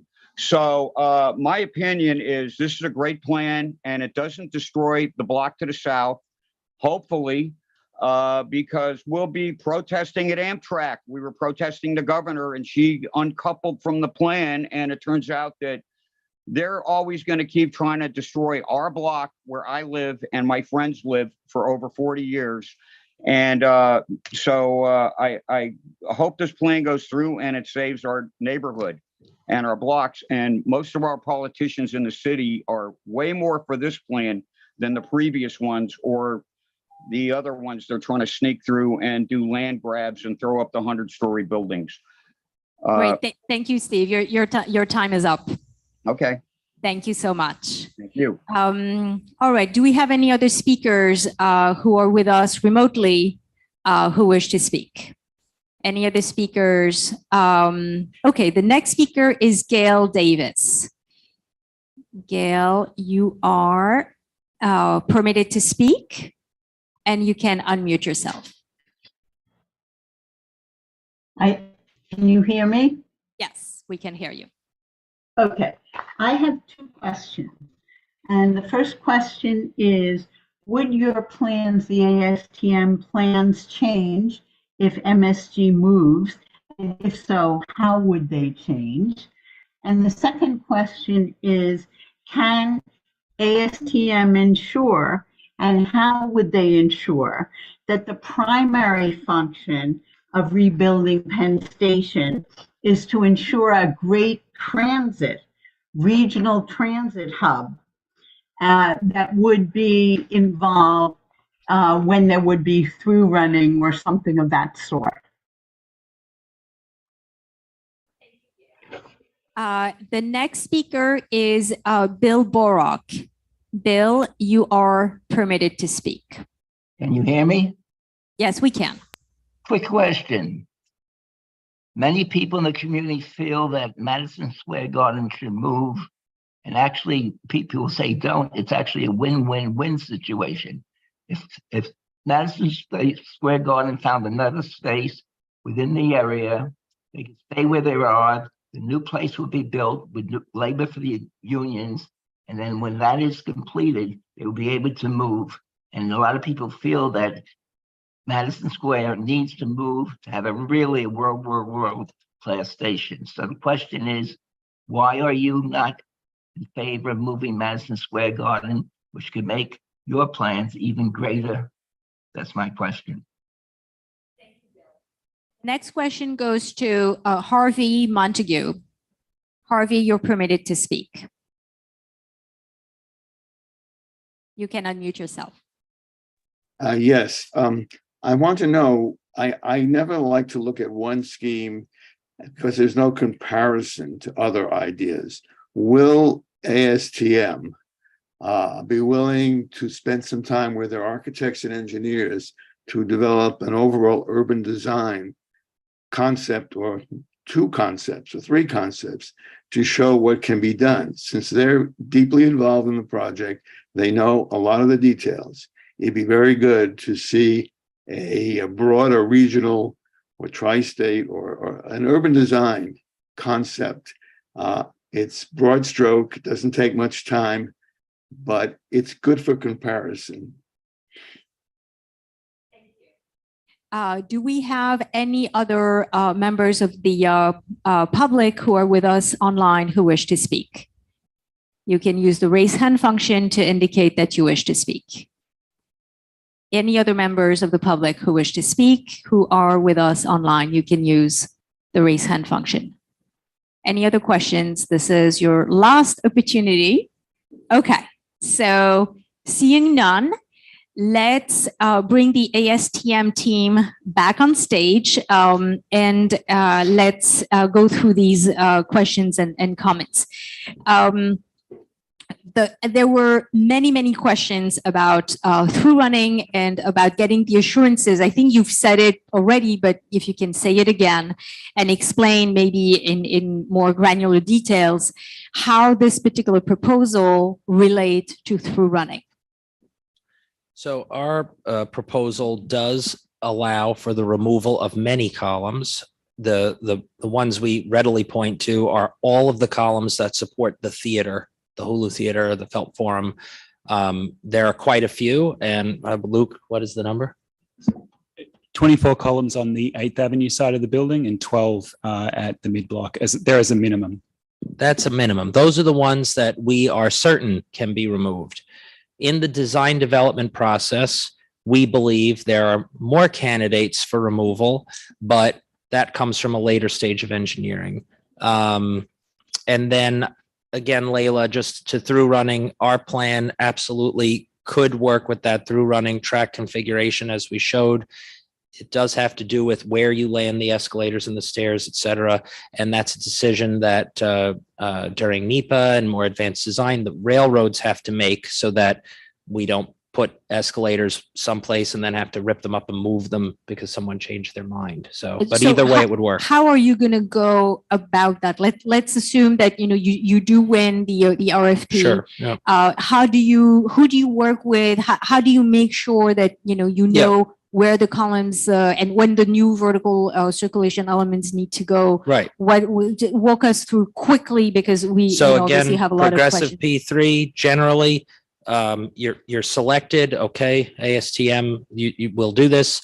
A governance committee you could imagine of Amtrak, MTA, New Jersey Transit sitting together, and there's an interface, and all of these decisions are made iteratively through the design process and through NEPA, because NEPA also will make the requirements that can't be foreseen. You have different things come out of NEPA, do this, do that to mitigate, or as this gentleman pointed out, accessibility enhancements.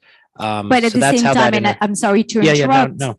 but the NEPA for the capacity expansion project, Yeah. which is very often associated with the expansion, because we have heard that from Amtrak that this is at this particular moment, even before the environmental review has started, Mhm. it is their preferred alternative. Mhm, But that mhm. is not necessarily going to coincide with the environmental review and design of Penn Station itself. So Yeah. how do we make it coincide? How do we get in sync so that we stop repeating, some of those mistakes of the past like we haven't even talked about, for example, the Long Island Railroad concourse. I mean, Yeah. that is done. How does that Yeah.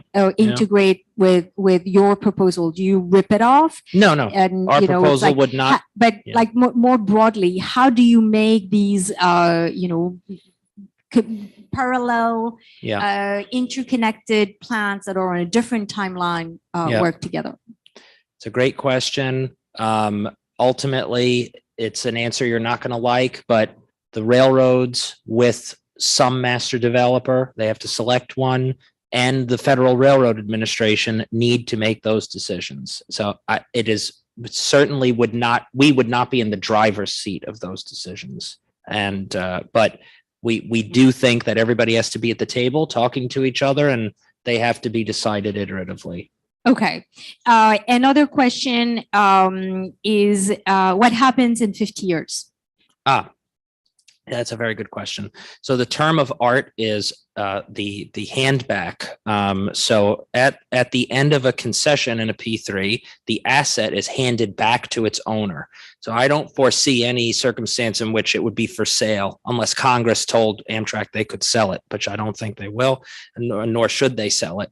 And in this big contract that I described, the handback process would be explained in detail with requirements. So the station has to be handed back in a certain state of good repair. It must be handed back in a state of good repair. It can't be crummy.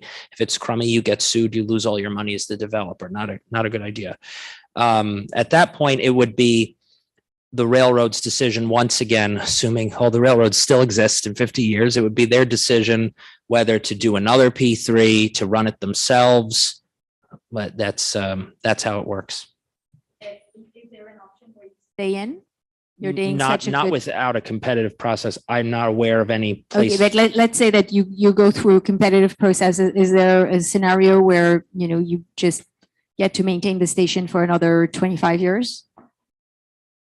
I mean, it's a fifth, I suppose, it's 50, who knows? I mean, Okay. yeah, hypothetically, sure. The whoever runs Amtrak in the year 2075 could choose to do that. Okay. Yeah. Okay.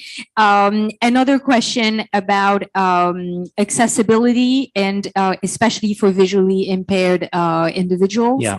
Are you, so first basic question, Yeah. is this entirely fully ADA accessible? We can say that? Yes. Every new or modified entrance will be fully ADA accessible. Thank you, Vishan. So that's elevators, obviously, to street. What Vishan also pointed out, 2 elevators to platforms. So there's redundancy to platforms as well, which is critical. I know the question came up about tactile paving and so forth surrounding the station, but within the station as well. And I wholeheartedly support that as an idea as well. And it's actually a trend that is being implemented throughout a number of transit agencies. And I think we would wholeheartedly approve of those sorts of things. We're also providing entirely new mechanical electrical systems throughout the station as well. So gone will be the muffled announcements and those sorts of things. It'll be clear in terms of sort of the audible nature of those announcements, which again is one of the biggest frustrations. I think that'll all be certainly improved. Sorry, Peter. No. And the gentleman also mentioned an innovative technology that wasn't aware of at LaGuardia. That's a P3. So I'm very glad to hear that the P3 developer there's provided that. One question, MTA did represent that under their own plan, the station will be entirely 100% ADA compliant, including the platforms. Can you make the same claim? Yes. Yes, we're adding 5 more vertical circulation elements to platform. So we achieved the common path of travel off the end of the platform. The MTA's plan as it was currently out there does not do that. Okay.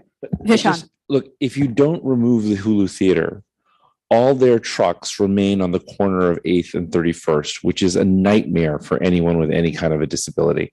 So, I think you have to look at holistically, because the gentleman asked not just about the station, but the streetscape. That's why this is not just some architectural gesture on 8th Avenue. It is a holistic solution to a very, very problematic block. And look, but okay, we need to move on, but it's a good segue. Yep. Speak to the relationship between your proposal and the public realm. There is a public realm task force that is that falls under the umbrella of ESD. I'm actually a member of this task force. I can't really exactly tell you where the work of the task force really stands as of now, but nonetheless, there is an effort to think about these issues, and then that also ties to a question about an urban design concept. Yeah. Speak to that. So look, the Public Realm Task Force, I think it's very hard for them to come up with a plan without knowing what the station looks like. So but we've spoken to some of those people, and I know there's great work going on. As Vishan described, we widen all the sidewalks, we activate the street frontage, we vanish the garden from the pedestrian experience and make this all station. I don't think we captured well enough. This podium, this square that we put around the arena is actually all station back of house space up there. So Amtrak loses a lot of station back of house that they need to run the railroad and run Penn. They lose it with the demolition of level B, and we put all that operation up into this building. So the building that you're looking at is Penn Station. That's a big civic building. So I think we create a big blank canvas that the Public Realm Task Force's ambitions can be colored into. What's that? Oh, yes. And of course, the pedestrian passageway that we talked about at the mid block, as opposed to having tiers of retail. That's public realm right there. Okay. Another question, very specific. What is the width of the sidewalks? It's 32 feet on 33rd Street. It's 29 feet on 8th Avenue at the entrance, and I can't remember the 31st Street number offhand. It's about 22. And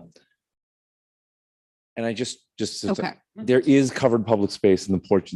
Someone asked about covered public space in the urban realm. There's covered public space with the porches and through block and under the canopies. And another question, which I think is a super important one, is that we hear everything and its opposite, and we try to educate ourselves as much as we can, but it is very confusing. The MTA states that the acquisition of the Hulu Theater ranges around $1 to $2 billion. Can you speak to that? It's an unfortunate misrepresentation or misunderstanding. That's not the case. I don't know. Perhaps that's a number that's been given to them by, I have no idea where that comes from, but the number is less than $500 million. So that is a fact. And we're in the business of facts.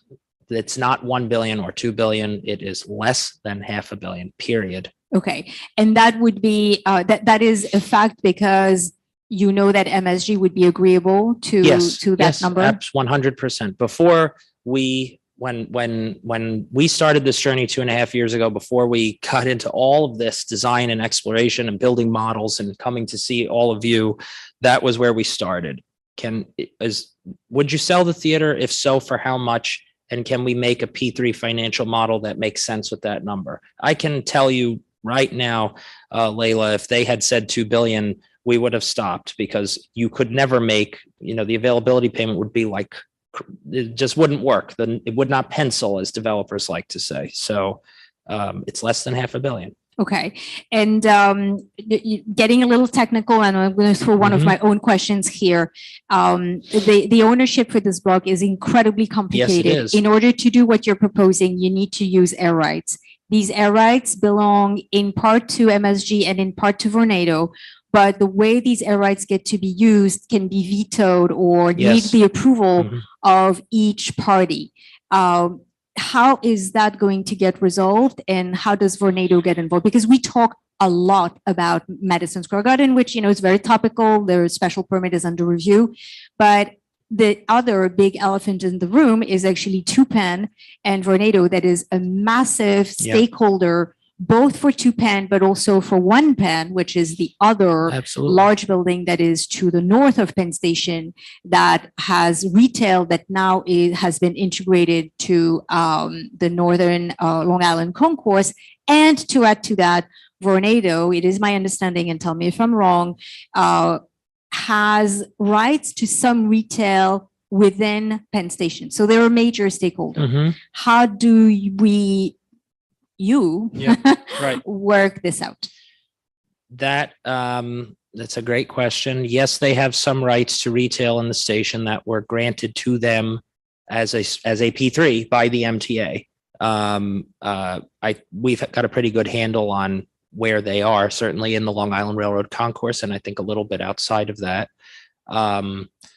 How that would be navigated through this project, and whatever a side agreement exists between MSG and Vornado in terms of development rights, all of that would have to be done with the full support of the railroads, right? So imagine you have this RFP, the railroads pick some master developer, maybe us, maybe you, I don't know, and they will, Leila doesn't want the job. So they'll then that team, the railroads with the developer, would have to figure that out I would imagine that Vornado ought to be amenable, right? Because there's a lot of improvement going on here that clearly is good for them and for their tenants. So do you have any sense of where they stand currently? They clearly have an interest in this district, and from our perspective, we have done some work with them as well this taxiway area is very, very complex, far more complex than the Hulu Theater area, because you have to do things that infringe on both properties. And so we have met with Vornado and worked with them to understand those things and design around them and figure out how much they cost. And they've been very cooperative. Are they expecting to be compensated? I don't know. You'll have to ask them. Okay. Let's see if we have other questions. So there was actually a more of a comment, that really ties to the whole issue of operations. I mean, you look at this as a suspense station, and then you look at 20 tracks and platforms and the suspense station. It's basically two different things. It's a building, but it's also operations. We've been told that through running can work, through running cannot work. We've been told lots of things, and it's really hard to cut through. One of the suggestions is to bring Andy Byford. Speak to that. What is your reaction to this comment?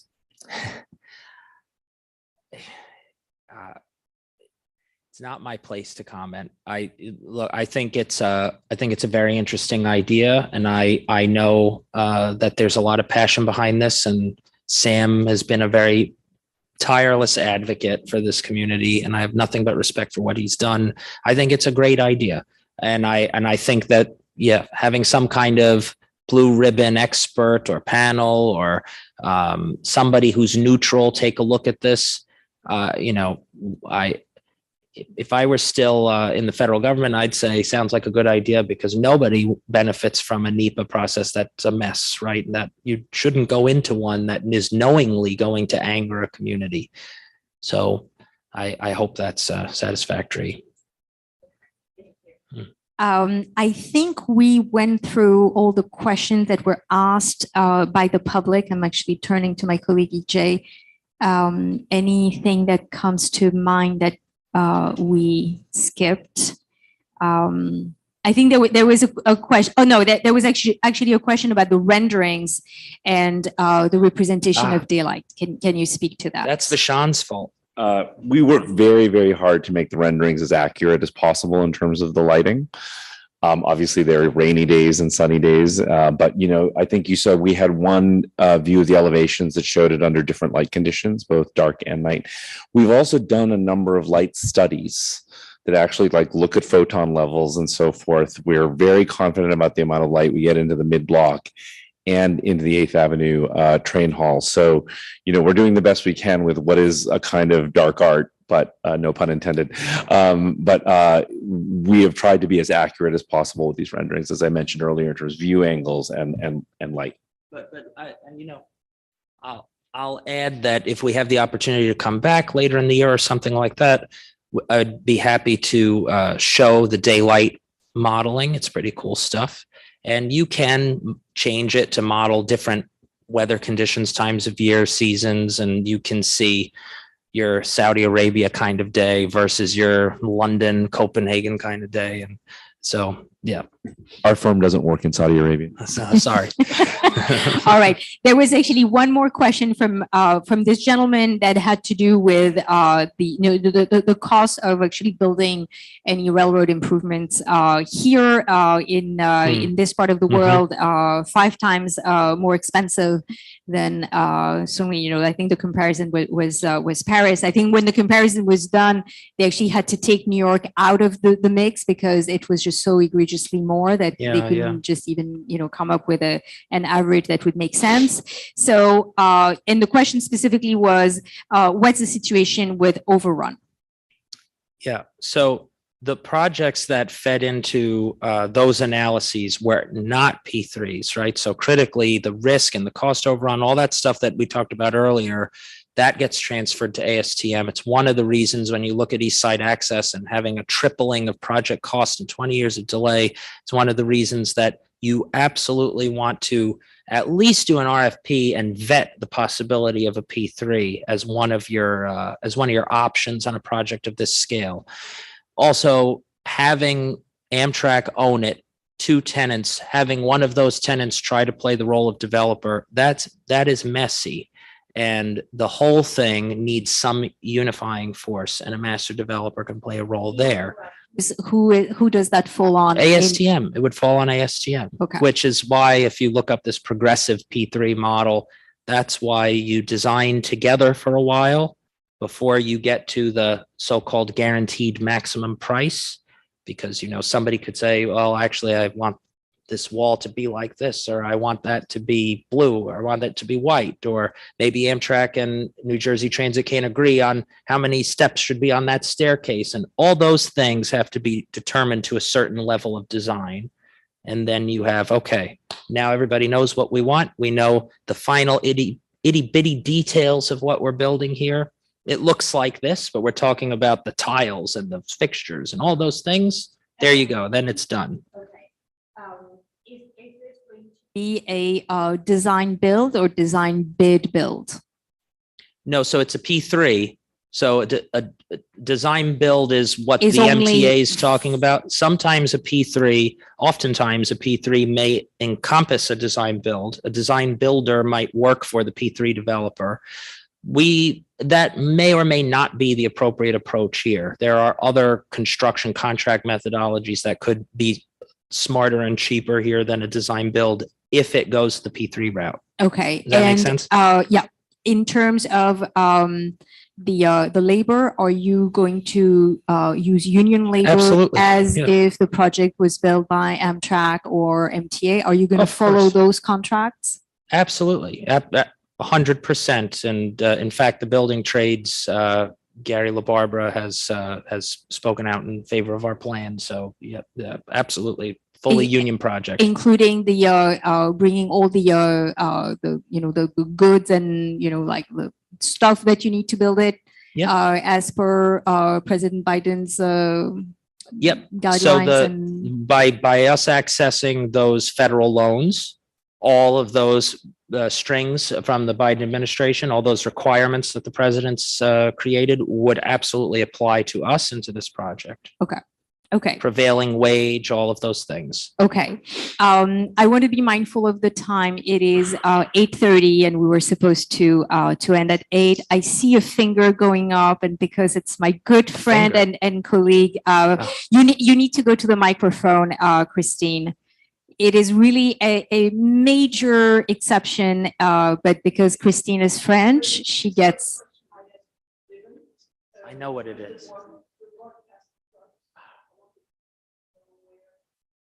Oh, yes.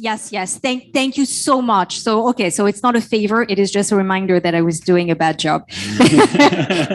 Thank you, Christine. Yes, we actually have not spoken at all about loading, which is, another huge elephant in. Yeah, in- we did. in We the- did go in the through the room. loading it sort of, I guess, somewhat quickly within Madison Square Garden, but there is accommodation within the loading dock itself for what they refer to as the expandos, the large. They're same size as the semi-trailers, but they can come into the base of Madison Square Garden's loading dock, and they have the ability to expand. You're shaking your head at me there, Big.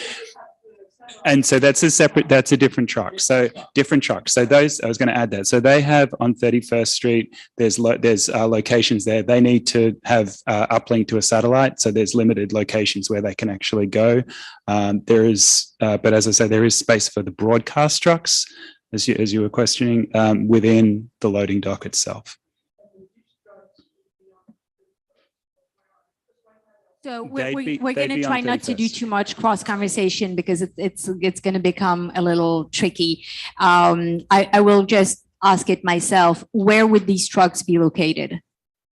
Well, the follow-up, Luke just explained the expanding broadcast trucks that they go inside. The dish trucks, which is your follow-up, they need access to the sky. They have to, right? And they need this piece of the sky specifically. So they can't go inside. So they would have to park, I guess, on 31st. Speak in the microphone. Oh, Speak in the microphone. There's a designated spot for those on 31st Street that would not be blocking through traffic and would not be mounting the sidewalk as well. So there'd be designated parking for those. And But those would they're not basic- out there every day, right? And also we are lot of work to be done with MSG, but they're very amenable to exploring it. I do think there might be an opportunity for some permanent installation on the roof of this new building that we've built, a satellite, something stationary, so that you don't have to have those trucks. But we have to explore that further. Okay. Okay, thank you. All right. I think we have covered a lot. I want to acknowledge that we have not covered everything. I think that there are many, many more questions, especially about the loading, that we have not really given, the full attention that it needs. It is obviously a really complex, complicated, very involved proposal. This is, the first opportunity that the public had to see it, to see the model in person, and to have the team from ASTM to answer some of those questions. What I want to ask you is, would you agree to come back and do more of the same? Tomorrow morning, 8 a.m. Yes, of course, we agree to come back. Yes. Give us a week. We would love that. We really want to have the most robust public engagement possible. We truly, genuinely believe that when we talk to each other, even if these conversations are not exactly pleasant, even when we disagree, wholeheartedly disagree, something good comes out of these conversations. So, I also want to state that, very clearly, Community Board 5 is not here to take a position on a private project. The time may come that, it is going through an environmental review and then we are formally asked to comment. But at that particular juncture, our role is really to provide the public with an opportunity to understand what this project entails. I think, as you have heard tonight, members of this community are incredibly concerned about the impact that some of these proposals are being discussed could have on our neighborhood. We've been loud and clear in saying what we like and what we don't like. We're going to continue to do it. And we're going to continue to be a broker in good faith of these conversations. So I want to thank ASTM for coming tonight and engaging in this process. We understand that, being in front of a live audience is not always something that, is comfortable, but we really appreciate that, you accepted our invitation. And with that being said, I want to, tell the audience that is here with us tonight, thank you so much for paying attention, for being active, for making your voices heard. The committee board is going to continue to be a resource for that. I want to thank my colleagues. I want to thank EJ in particular, my partner in crime. We've been in the trenches dealing with this issue for the past 3+ years and counting. I think we need to invest in some longevity pill and make sure that, we remain healthy, because we're going to be at it for probably another 2 decades. And I just want to say thank you, Leila, for all the work that you've done organizing this event, organizing other events this week about Penn Station, and helping leading up our community-led improvement plan task force within Community Board 5, being a member of the CACWAG, being a member of literally every conceivable group and task force related to Penn Station, Madison Square Garden, the district, and the GPP, and all the work that is done in this neighborhood. So thank you. Thank you. Thank you. And with all of that, the meeting is adjourned. Thank you so much.